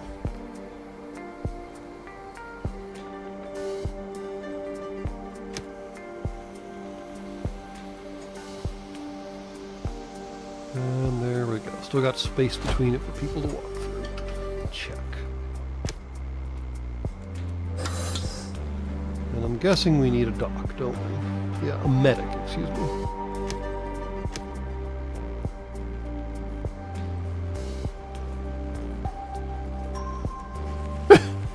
Random deer running through a graveyard because we still don't have a hunter's cabin because apparently that's... Did they just release a lantern? They released a lantern from the cemetery. Okay, don't burn the forest down, guys. Please don't burn the forest down.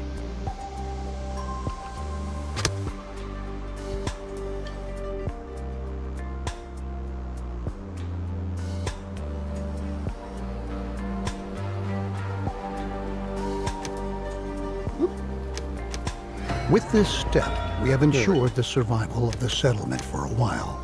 A while. Very good work. Since more and more children are being born these days, we should start to plan for the long term.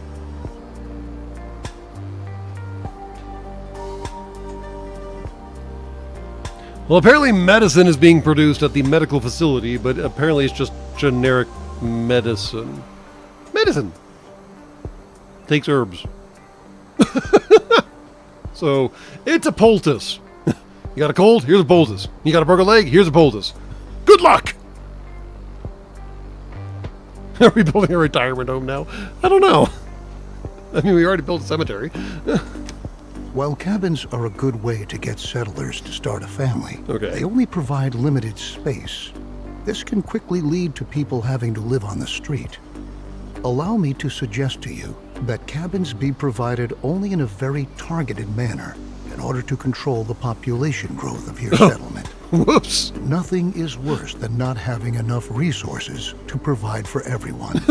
We ought to build a shelter to be able to provide other inhabitants with a roof over their heads too. We're not even, what are we, we're not even 2 hours into this game and they already want us to do population control. And here I was cranking out cabins like there's no tomorrow. And this guy's like, no, stop them breeding. You're not supposed to be doing that.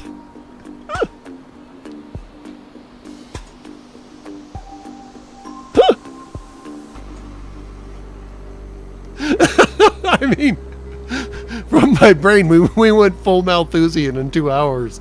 This is going to get wild.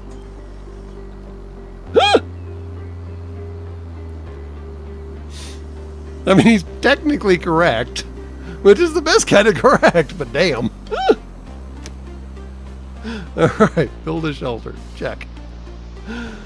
Oh, boy. It's a tent community. Oh, boy, oh, boy, oh, boy. Does this have any negative consequences? No, it does not. That's good. All right.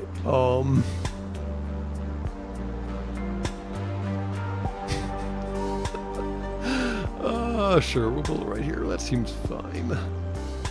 Keep all the housing in approximately the same area.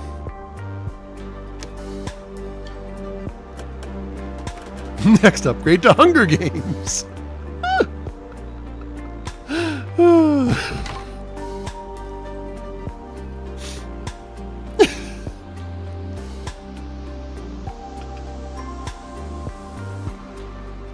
This game designer had definite opinions. I did warn you that there were some interesting aspects to the game. And let's see if there are any. Oh, we got 3 in here now. Okay, so at least some of them are actually finally figuring out that cabins are meant to be used by like more than one person at a time. But apparently now some of the kids get to know that, hey, when you grow up, you get to live in the tent community across the street.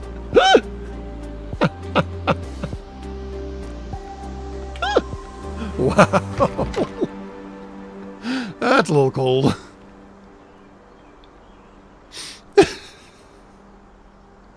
Oh, boy.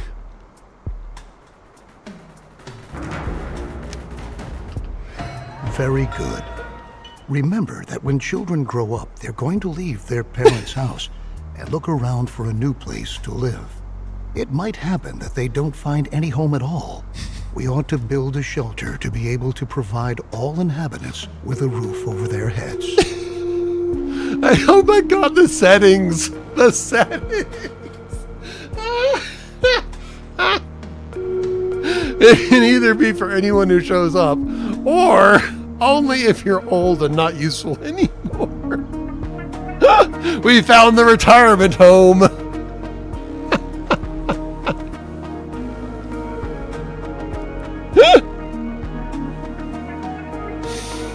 Oh my god.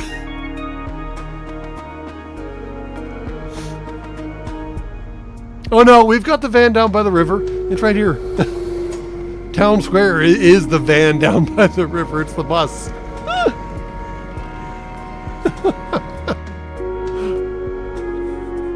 We can grow mushrooms on our elderly. Oh my god. So horrible. I've already pointed out to you that it could become very dangerous if we were to run out of food at some That sounds point. ominous. Since a lot of people are going to be living in the new shelter, we ought to provide them with access to food in their vicinity. Oh, finally, a hunting lodge. Can look for wildlife in the surrounding area to bring a little meat to the menu. We've only had those animals running through our fields for the past 2 hours. You finally thought to mention that we could have a hunting lodge? All right. Yeah, a little bit of foreshadowing. Totally not ominous at all. Maybe I should increase the number of farmers we have and fishermen, because we are still a ways from maxing out our supplies, I think. So yeah, 90,000. Yeah, we are a ways from that. So let's go ahead and do some jiggering in some corners, shall we? Water's maxed out though, so I think we're good there. Charcoal's good, technician's good, herbalist is good, maybe. Okay. Well, now I need to think about where to put the hunting lodge though, because this thing only has that big of a bubble. So I guess the hunting lodge needs to be in town? That seems somewhat suboptimal. I guess we can put it on the outskirts. How big is a hunting lodge? First question. And then we can reevaluate your coverage area.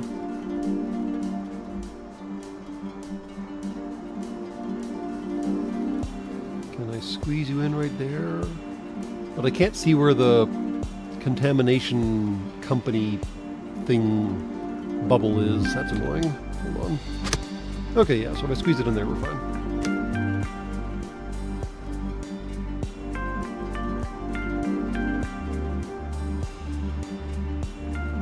since the animals are like migratory and shit, and since we can change where they aim, we should be basically good once that's built. Alright.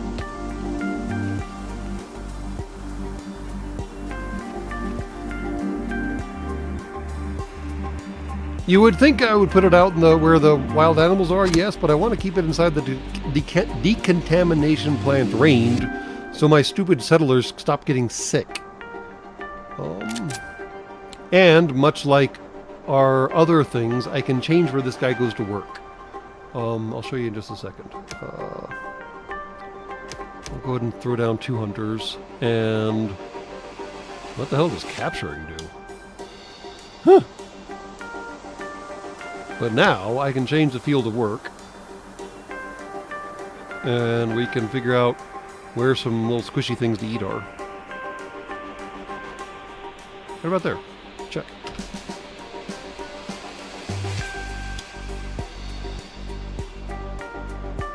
Oop, there goes some. Come back here.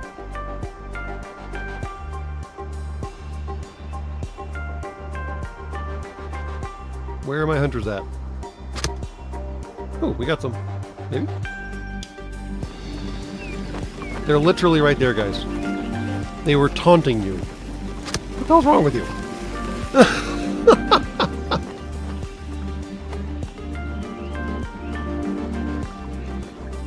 Production limit of this is reached? What? Oh no! Wait, what? How do I mean, what? How do we max out already? They didn't bring down that much food, did they? Okay, there we go. Need to figure out where some boar are.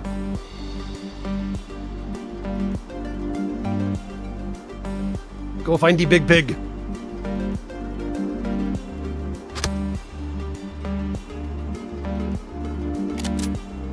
There go some more lanterns. It's always encouraging. I guess I have to keep track of, like, what jobs are losing people, don't I? Oh, boy.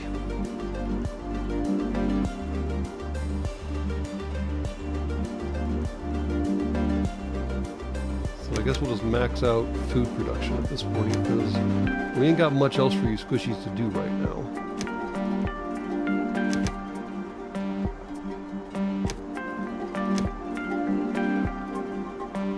I guess we can produce some more medicine. That's never a bad idea. Maybe we can further educate our population.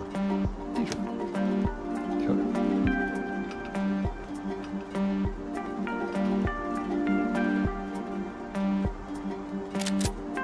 Alright, hunters. What you up to? Where did you go? Why aren't you harvesting the animal you brought down? What are you guys doing? Oh, now you're gonna go do it. Cool, cool, cool. Alright. There goes some more! You guys have the observability rating of a potato. Perfect. The hunting lodge equally provides us directly with food, but it functions somewhat irregularly because it relies on wildlife in the surrounding area. No joke! Nevertheless, it can be indispensable during a drought, because even the deer and wild boar still roam around the forest. Well, that's good to know. We maxed out our food variety menu, though. Good lord. Maybe. There might be a 10 hiding in there somewhere. Alright. So, more people to assign to more places. Do we have anything else that's lacking in squishies? I guess we lost a charcoal burner. And a scrap collector. Oopsie. And a gatherer. They're dropping like flies, y'all! We might need another mortician at this rate. And a decontaminator, why not? Not sure why you'd need 10 morticians, but we might be finding out soon. However, wild animals can not only be shot, they can be captured too. Okay. When a wild animal has been captured, it can be brought to a pasture and served there as livestock. Well, that's cool. In order to capture one... Reset your hunting lodge to capture. Check. Pasture. Alright, where should we build a pasture?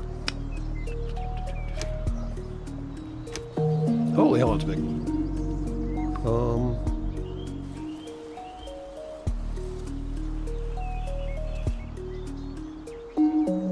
feel like I'm going to run out of previously cleared areas. I have this like built-in aversion to tearing down trees because I know we'll need them later.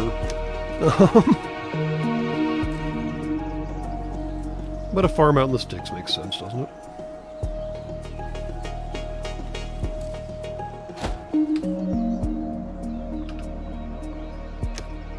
One pasture. What's your problem? Needs metal. Yes, I know, that's what the builders are supposed to be bringing you. Why are you telling me you need metal? No kidding. I am shocked and amazed to hear this. What? Now, we need metal in general. What's going on with the resource production crap over here? You're supposed to be making metal, dude. You are making metal. Very slowly. Fantastic.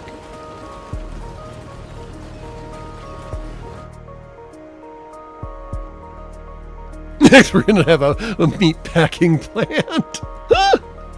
We do seem to be jumping a whole lot of technological hurdles very, very quickly, don't we? Oh god, the population's doing weird things again. How's this settled? Oh god, the shelter's maxed out. Oh no. Now what?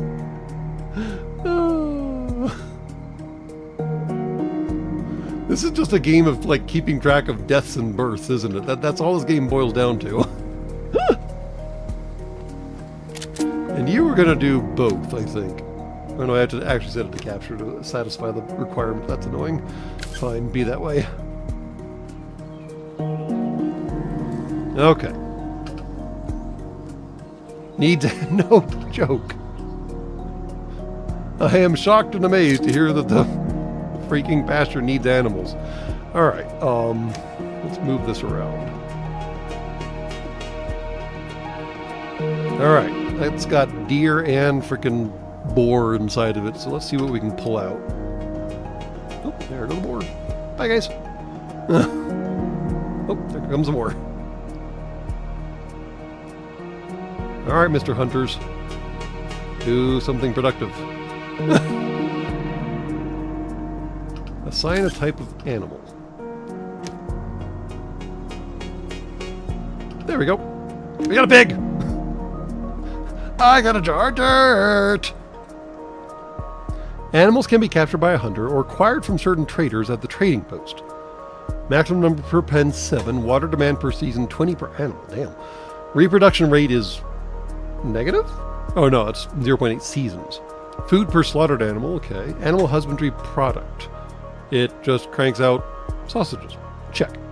2 animals of this type are needed in the pasture so that they may reproduce. We don't really care about the gender as long as there's 2. Check.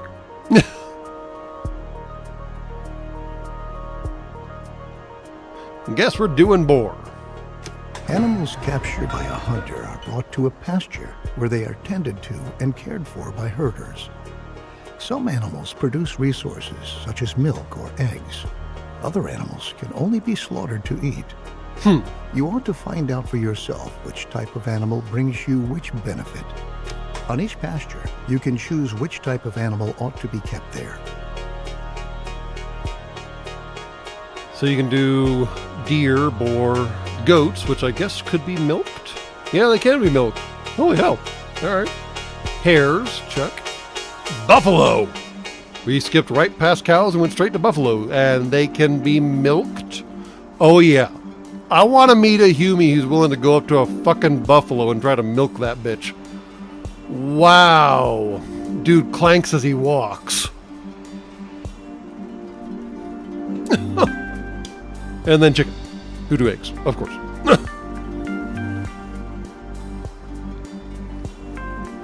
You can buffalo the buffalo. No thanks, I choose life. Alright, let's see if we can rejigger our targeting area so we can actually get some more pigs in our pen. Yeah, piggy, piggy, piggy. Yeah, piggy, piggy, piggy. Where'd you go? You're around here somewhere. There they are. Is that all that's over here, though? Is just pigs? Oh, crap. And some stag deer, or roe deer, whatever the hell. There we go. Sure, go over there. And go back to hunting and capturing. So you can hunt the deer and capture the friggin' piggies.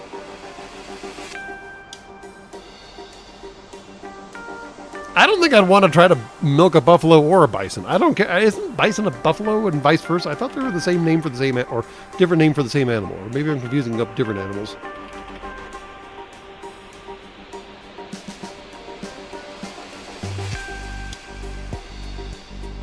Bisons are a species. Yeah, so the species is B. bison, but they are colloquially referred to as buffalo in the United States and Canada. It is only distantly related to the true buffalo, which are the, like, water buffalo type animals that you find in, like, Africa and other places like that. Africa and Asia. So I guess it depends on which kind of buffalo we're talking about here.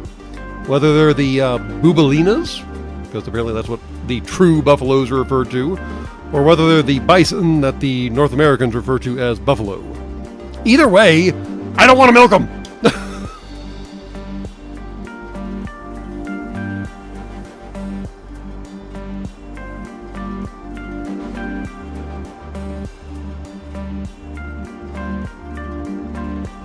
I've never met a water buffalo that was in any way friendly, and I've never met a bison that I would want to get that close to.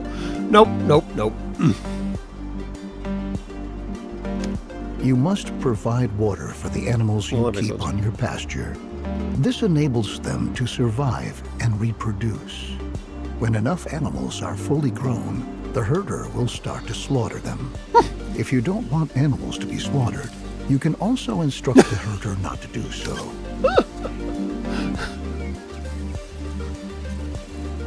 If slaughter is activated,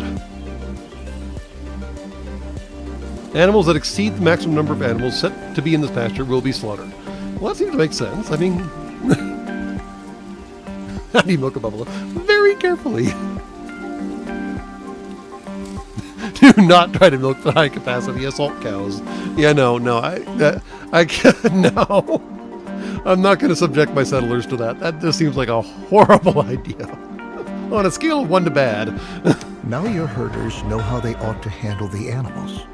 And now that you've already captured several animals, don't forget to instruct your hunters to hunt animals again in the future so that they can continue to gather and with our increased production, our stockpile is going to run out soon.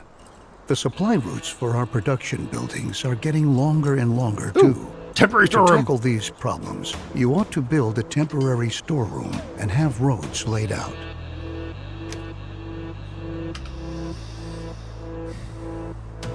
Alright, are the hunters going to pick up the random deer that's just laying there, or is it just going to, like, lay there and do weird things? Where the fuck are my hunters? Hunters, do your things! Surround the gray maker. I guess I moved the circle out. I guess I moved the circle outside of where that thing is. That seems dumb. No, it's still inside the circle. And there are no pigs there. Where'd the damn pigs go?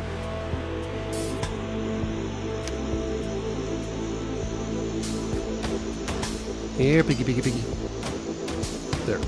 Seems like a good spot.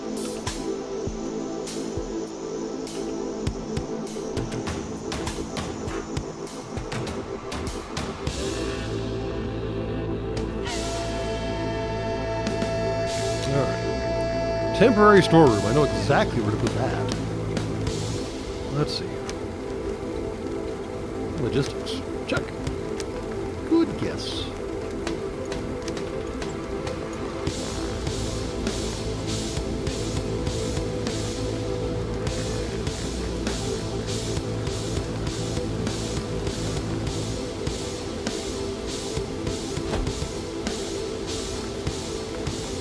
And then I'm assuming logistics dirt road. I have to build a 10-slot dirt road. Well, the logical thing to do would be to move the dirt road from Town Square to our little friggin' industry center out here. So I guess we'll do that. Oh, How do you build dirt roads? Does it take care of the pathing for you? No, it's really horrible at pathing. Check. Well, that satisfies the 10 requirement for now. And then we'll do something like,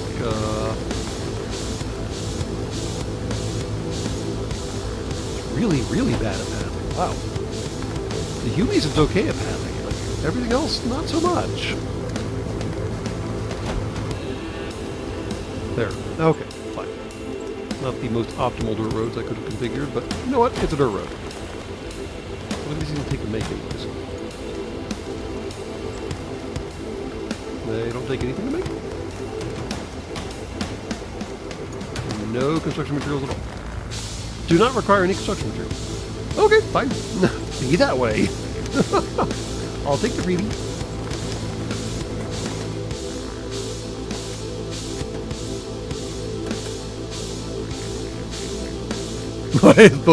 Post-apocalyptic architecture, always shantytown chic. Always is, every single time. Every single time.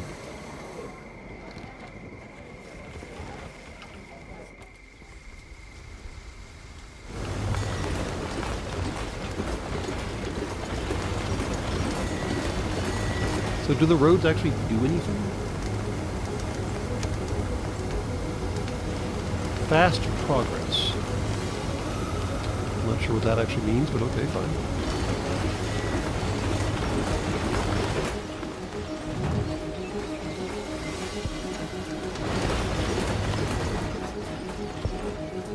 You can barely see the damn thing on the... So now I'm curious if I can build on top of the road. Technically, no. That's annoying. Can I tear up a road? Unless there's a tear up button I'm seeing, the answer also apparently is no. That's it. I can select buildings, but I can't select the road. Alright, be careful where you put roads. Check. Good. Temporary storerooms increase your settlement's general storage capacity. Place them in a targeted manner in order to shorten the routes for goods between your production buildings. You don't say.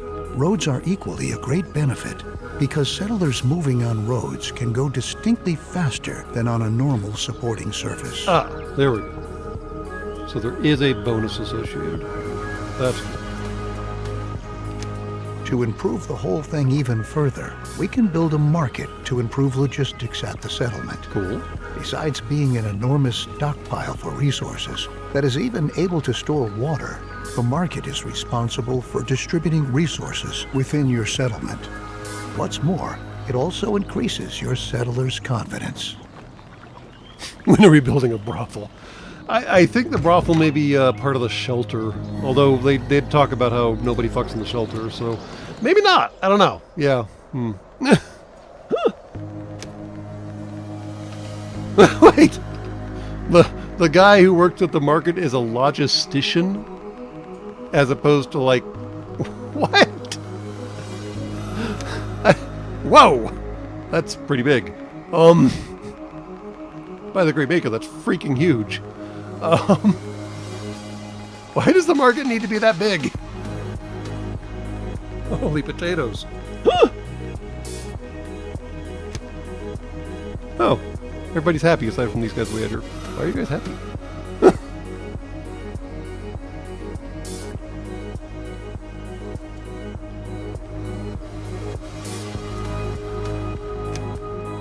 And again, I don't know what the circle means. It's huge. I guess we'll put it next to Shantytown, because why not? Huh!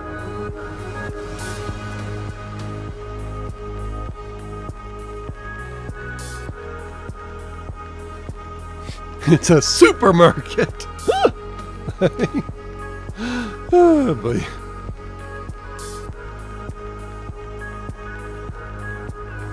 Let's see. We're going to drop that right there. Sure. That seems good. Question mark. Freaking enormous. Oh, of course that's all glow-in-the-dark dirt. Of course. I had to choose very carefully to find the glow-in-the-dark dirt.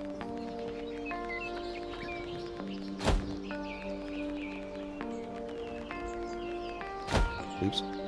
No, I don't want to... Well, maybe I want to build there. No, how do I cancel? Oh, no. Oh, no! Random dirt road. Can't get rid of it. No!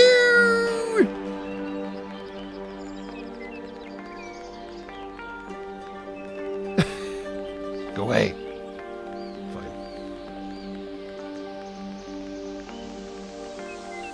I'll do this the really stupidly hard way then. Really? Alright. I don't even know where to start with that. We'll just... Yeah, it's fine. It's all fine. We got a lot of people now. Apparently we need a couple logisticians, so that's fine. Maybe some more morticians? Sure, why not? Another herder won't hurt anybody. We're actually losing some water now, so maybe some more water carriers actually makes a certain degree of sense. And there we go. All maxed out. Do we have more piggies yet? We do not have more piggies. My hunters suck. What is wrong with you guys? There are 2 pigs somewhere in here. Find them.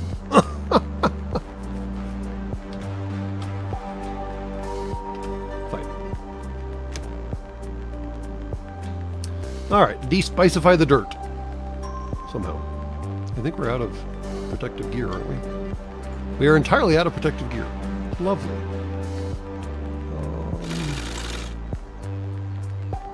I guess we're using it all for the water filtration system?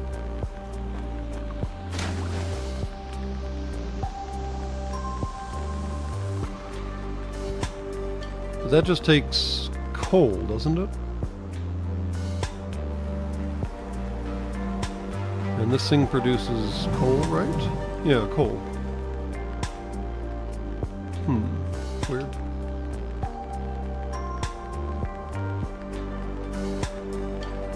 Another herder won't herd anyone. Yeah, I saw that.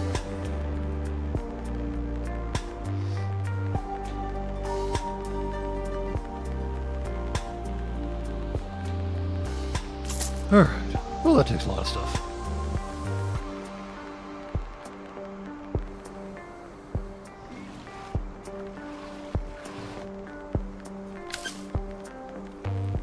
I still just have the 1 piggy.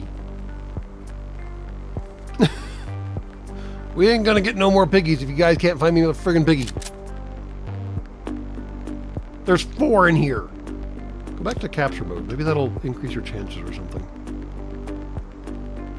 Logisticians are able to amass resources from the whole settlement and bring them to the market. This improves the flow of your products and leads to your settlers having to walk shorter distances to fulfill their individual needs. The combination of these attributes makes the market the ideal building when you want to enlarge or even relocate your settlement. So I probably should have put the market in a more central location near where, like, stuff is being produced, as opposed to in the middle of no-ish where. I really wish you would have told me that before I dropped that stupid thing down. Dork. Oh, remove road. Ha! Maybe we should pay attention to the buttons. There's a button for that! Remove road. Who knew?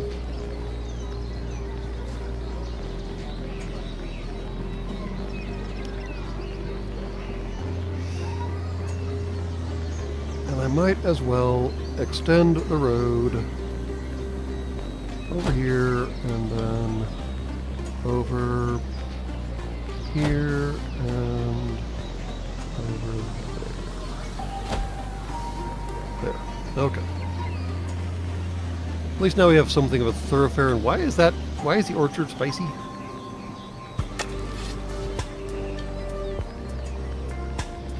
This building produces contaminated resources. Not cool. How do I I thought I have a decontamination thing right next to it, don't I?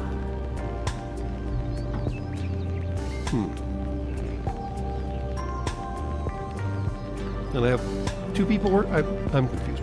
All right, fine. Whatever. The larger your settlement gets, the farther some settlers have to travel to get to all of the food you produce. No joke. To make life a little easier for them, you can build a food station. Logisticians who work at the food station will collect food from your storage buildings and production facilities and bring it to the food station.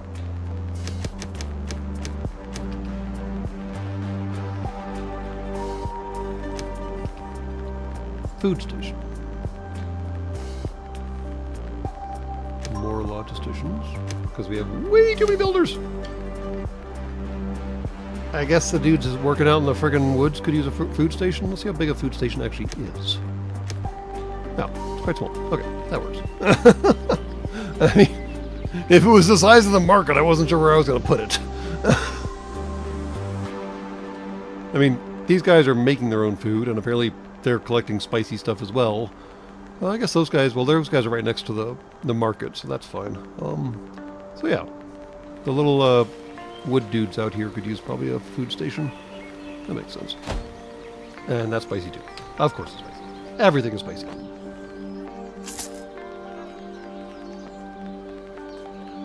Decontamination kits that we don't have, and that's just basically the inventory of it in general. 1% of it is used. Check. Alright, fine. Have you guys found me another pig yet? God damn it! There are 3.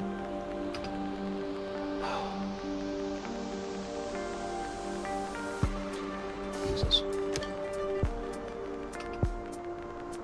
Unassigned settlers will perform decontamination. Oh, well I guess I should unassign some, because we have a lot of decontamination that needs to be done. That was said at the beginning, yes.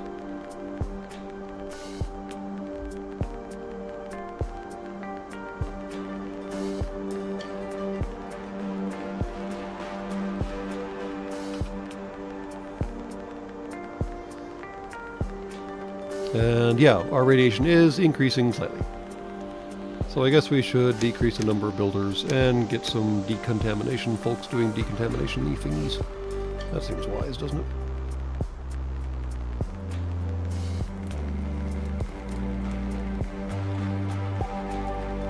Why can't I select that building? That is... There we go. Thank you.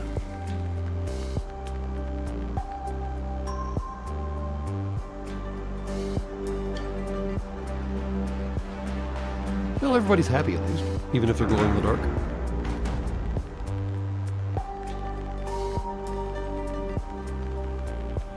And I suppose I could build a road out into the wilderness, but then I have to build a road out into the wilderness. That would probably knock down a lot of trees, which would defeat part of the point. Production stopped due to empty work areas? What? Check scrapyards and forester lodges. Due to empty work areas. I don't know what that means. Scrapyards and forester work areas. Everything's maxed out. I'm so confused. I guess we can just increase the logisticians and move more stuff around. Does that help you any?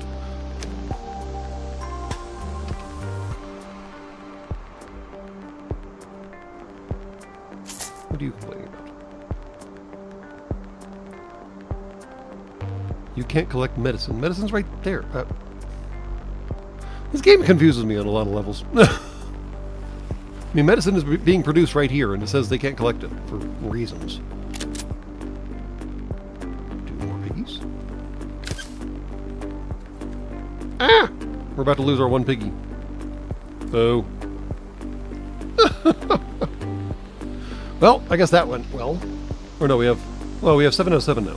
Never mind. We have a lot of piggies. I guess I should go back to full hunting mode. Never mind. Correction.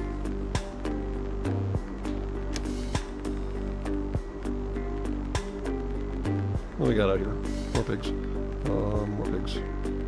Whoa, that's a lot of food. Sure. Go over there somewhere. Looks good to me.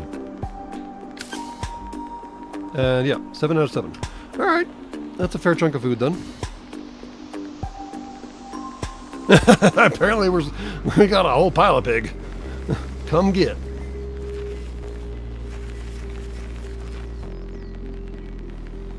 Alright, is the thing done yet?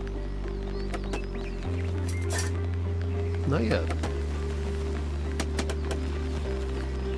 Well, it's all scrapped up. Now we just need some wood.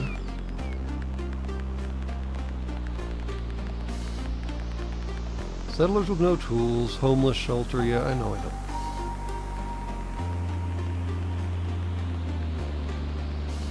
I guess we could drop down another shelter. Seems kind of horrible on some level, but it is an interesting way of controlling the damn population, which apparently is a concern.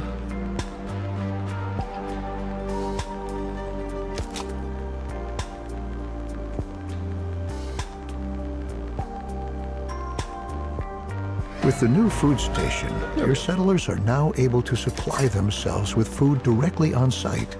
If your settlement is supposed to grow even further, you can think about whether you want to provide additional food stations. Well, if I'd known what that bubble was about, I wouldn't have put that way out there. Oops.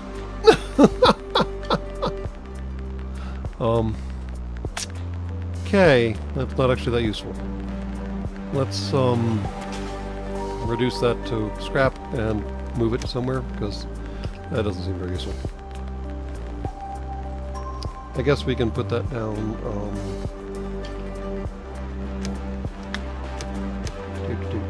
Food station can go right here. That makes a lot more sense, doesn't it?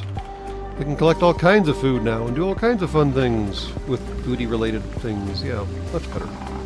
Much more useful.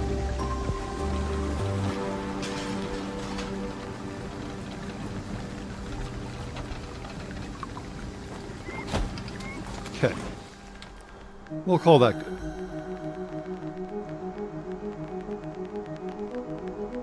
Distributing food at your settlement is going to prove to be extremely practical. However, your settlers not only need food to survive, they need water too. To be able to distribute water in a targeted manner, you can build a water point. Okay. It's literally a spigot. Well, I guess we need water out by the pasture, don't we? So, sure. Let's build a spigot out by the pasture. Makes a certain degree of sense. And in fact, let's build it on the far side of the pasture, away from the water tower. And see if that makes a difference? Or does the circle mean... I don't know what the circle means! Do I have to have a water system inside of the circle? I probably have to have a water system inside of the circle, given that it is highlighting the water thingies. Okay, so I need to have that highlighted. Check. I go... That's not highlighted anymore, but that is. Okay. But that's highlighted? Okay. Okay. Sure. Logisticians want a water point for some reason. And the water point can only be so far away from a water production or storage facility, for reasons. Apparently piping only would go so far. Check. And of course the spices. And we need more logisticians.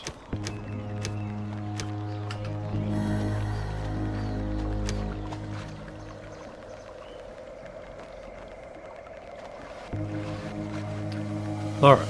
Radiation level is still a little high for the humies, sadly.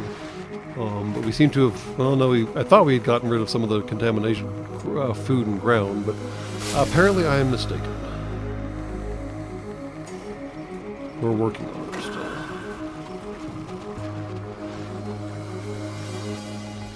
Why are you going way out there? No idea.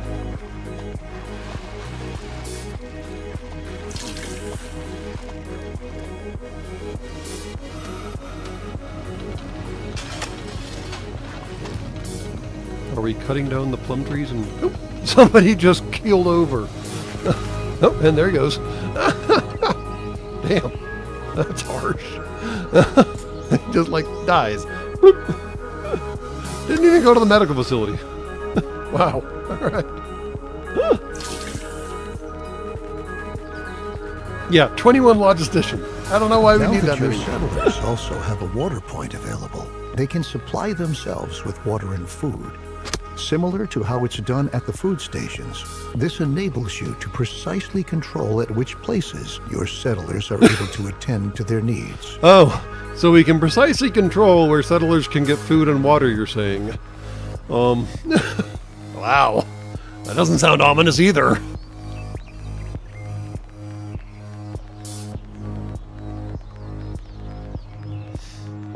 Alright.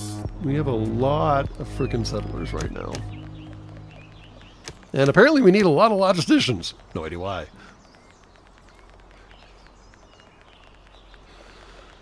Alright. Since we have our logistics under control, We do. now we can concern ourselves with the weather and its challenges. We can build a weather station to enable us to make a forecast regarding upcoming weather Isn't that and what learn this if is? potentially contaminated rain might be coming our way. It can also be used to prepare our crops and rainwater collectors we might have against contaminated rain by covering them. By covering them, you can cover your crops? Interesting. Weather station.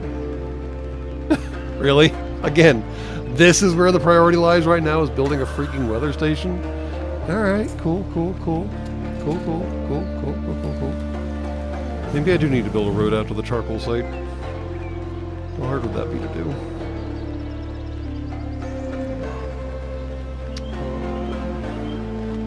Let's see, logistics, dirt road.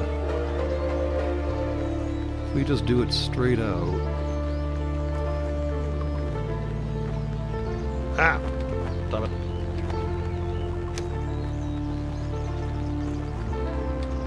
Oh, right, I messed up that corner. That's on me.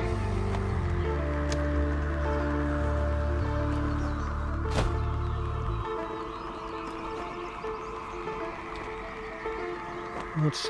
Where's that? It's charcoal way out here. So if I wanted to build a road back to town from Charcoal Place, we could... Ah! What are you doing? Stop that. Just do that and call it good? Yeah, sure, that'll do. And while we're at it, we might as well hook up the pasture as well, because, I mean, why leave them out stranded in the middle of frickin' nowhere, right? There we go. Alright. Okay. And now, apparently, the priority is a weather station. Because apparently this little forecast down here isn't quite good enough for us. By the great maker! From the image, I was expecting one of those little thingies you staple onto the top of your roofs or something. What the flying fornication? It has radar domes. What? You have got to be shitting me.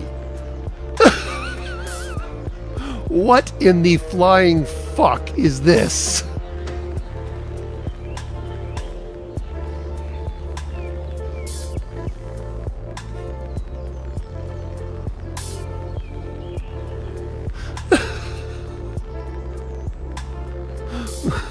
What?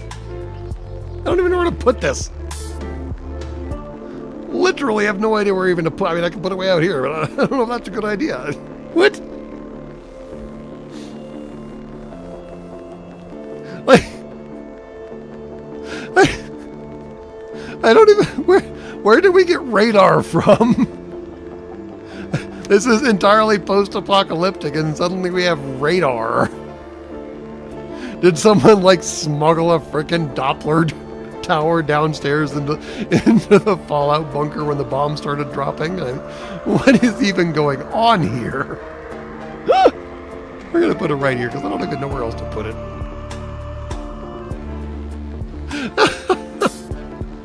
Oh my god.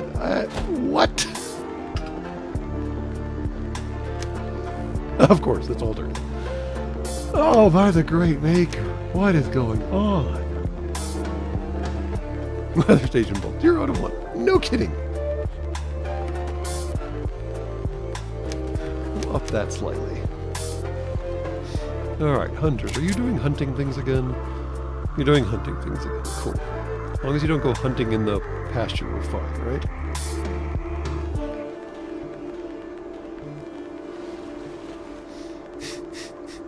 What in tarnation? I was seriously expecting one of those little, like, on your rooftops type things, and nope, nope. I was entirely wrong.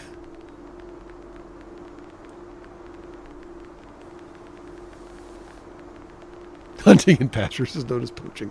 Correct.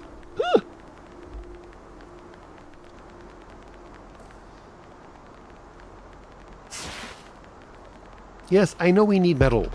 They're supposed to be making metal. I don't know what's going on over here. Apparently I need to make more recyclers. Maybe that's just a good idea.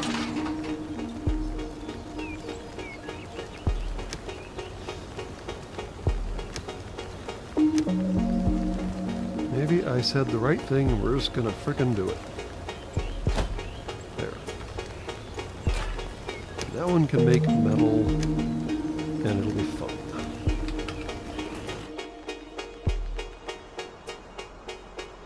I still can't get over the weapons. Oh my gosh. Alright, alright, alright.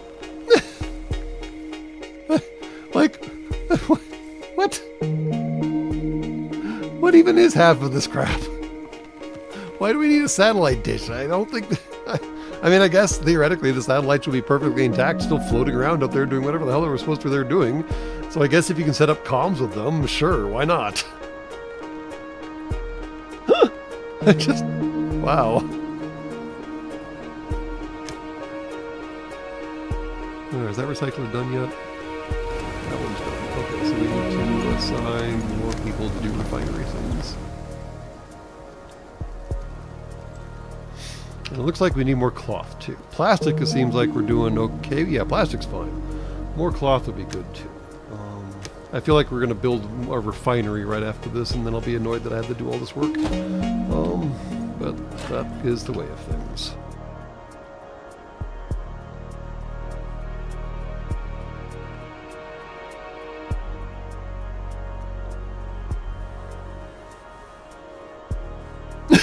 Billy, Mom says you need to clear out your Doppler trash.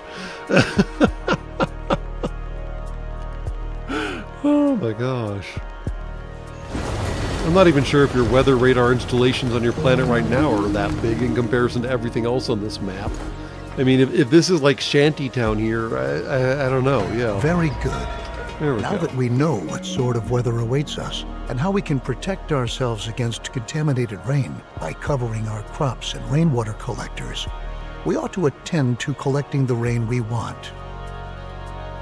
So we have medium contaminated rain upcoming. Go us. I mean, this thing seems to have like a rain collector already built into it. Why don't we just use that?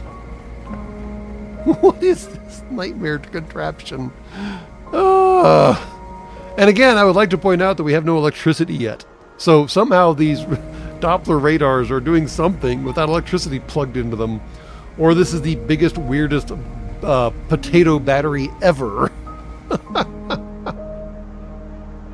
Rain not only humidifies the soil, it can also be automatically collected via rainwater collectors to generate a steady flow of additional water.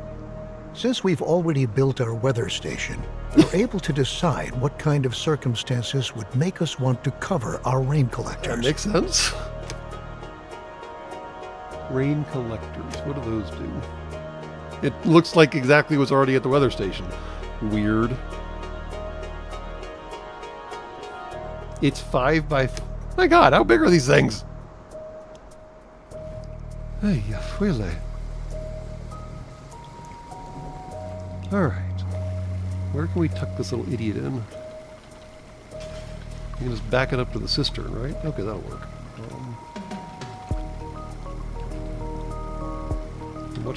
That's the hunting lodge. That's the water tower. Okay, we're good shape.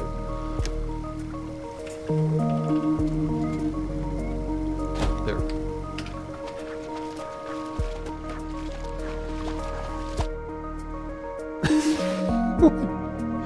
Rainwater collectors. Oh.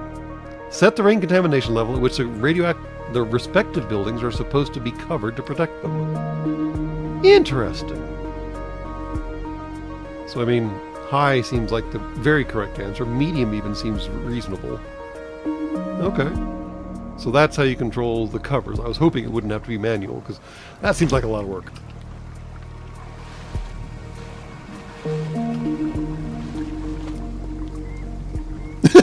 We need to predict the weather. Build HARP weather control machine. Hey, if you can control the weather, you can predict it, right?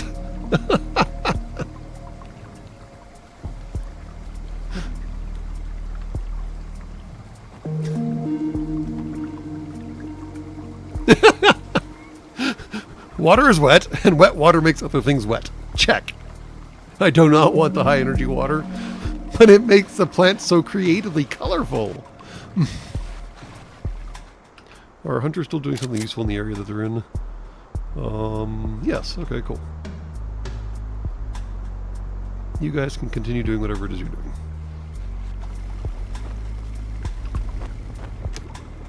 We have a lot of people, and a lot of them are not doing anything useful right now. I guess we might as well max out most of our tasking, because I'm still not entirely sure what a mortician does, aside from wander around and pick up dead people, because that seems like a wonderful job.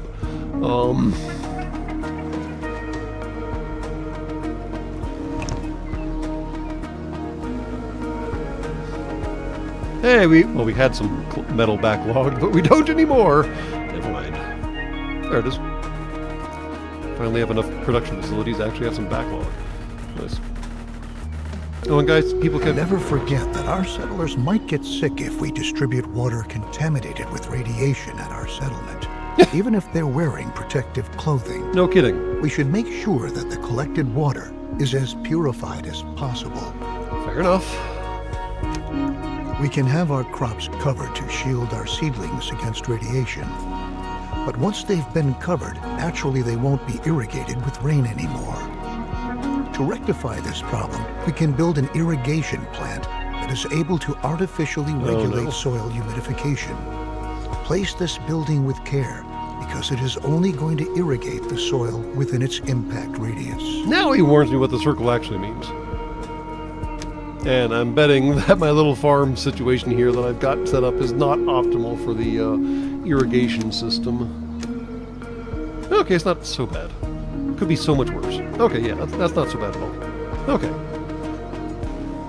Not ideal, but not horrible either. I can live with that. Yeah, that'll work. We can set up a few more fields around it, and that'll be perfectly fine. Cool.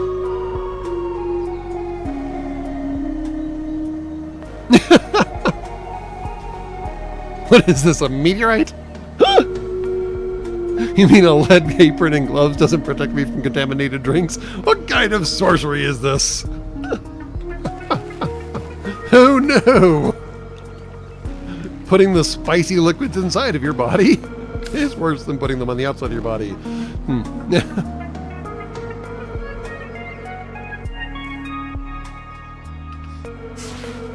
I mean, I guess we could just go full, like, no contamination at all. Might as well, I guess, right?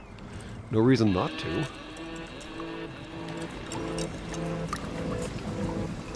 Oh, irrigation requires a workforce. Who knew? Check. Fabulous. As long as our irrigation plant is supplied with filtered water, it is able to neutralize a possible contamination of the soil due to radiation. But watch out. When water contaminated with radiation is fed into the system, this can lead to precisely the opposite. And the irrigation plant itself may possibly cause radioactive pollution of its surrounding area. So, do not water plants with spicy water. Again, check. Alongside contaminated rain, there are other environmental hazards, such as sandstorms or droughts. The soil dries out during a drought, and sandstorms sweep across the landscape from time to time. These sandstorms can damage your buildings and ultimately make them unfit for use. We ought to prepare for this and assign several more builders to enable potential damage to be repaired. Dry soil is dry. Check. Dry soil makes dust. Also check. Who knew? You can decide which type of task your builders ought to give priority to at our town center. You can instruct them to merely repair buildings, to erect new buildings, or to do both at the same time. This enables you to react quickly in crisis situations. For instance, in the event of a sandstorm, you can quickly attend to having damaged buildings repaired. Oh, yeah. Building buildings, repairing buildings, building roads. Check. Didn't know that.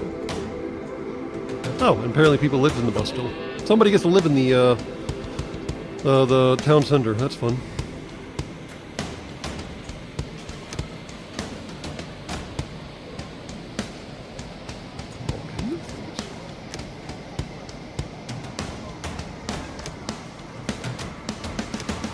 Now that we've taken care of all the necessary needs of our settlement, such as food, water, protective clothing, and tools, our next efforts ought to focus on increasing the settlement's overall productivity. A research station allows us to develop different technologies. One step in moving our settlement ahead is to make it possible for our refiners to acquire electronics from scrap. We should perform research on the appropriate technology to achieve this and instruct one of our refiners to produce electronics. Because we're barely out of the fallout shelter now. We're trying to rebuild civilization from the ground up. And of course, the next thing that we need to do is build a national laboratory. Because, that's definitely the priority right now, is getting the research institutions back up and running again. Absolutely. The radar, the weather station was apparently constructed and invented without any electronics whatsoever. What we don't know is that there's actually just a goat in each of these domes, and when it freaks out and points a certain direction, that's the direction that the radioactive rain is coming from. Why does the goat freak out and point a direction when the radioactive rain is coming? No one knows, but it appears to work.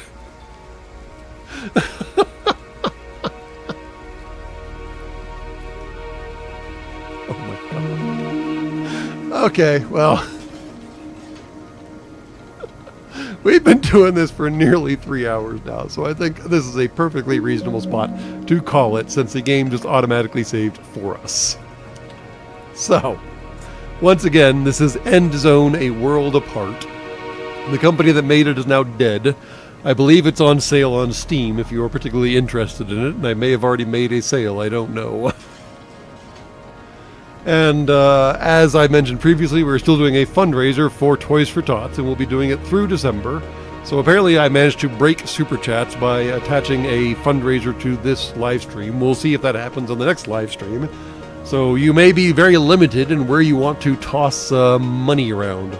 And yes, I am very hopeful that with the design studio dead, Jed Brown, I will not be copyright struck from music.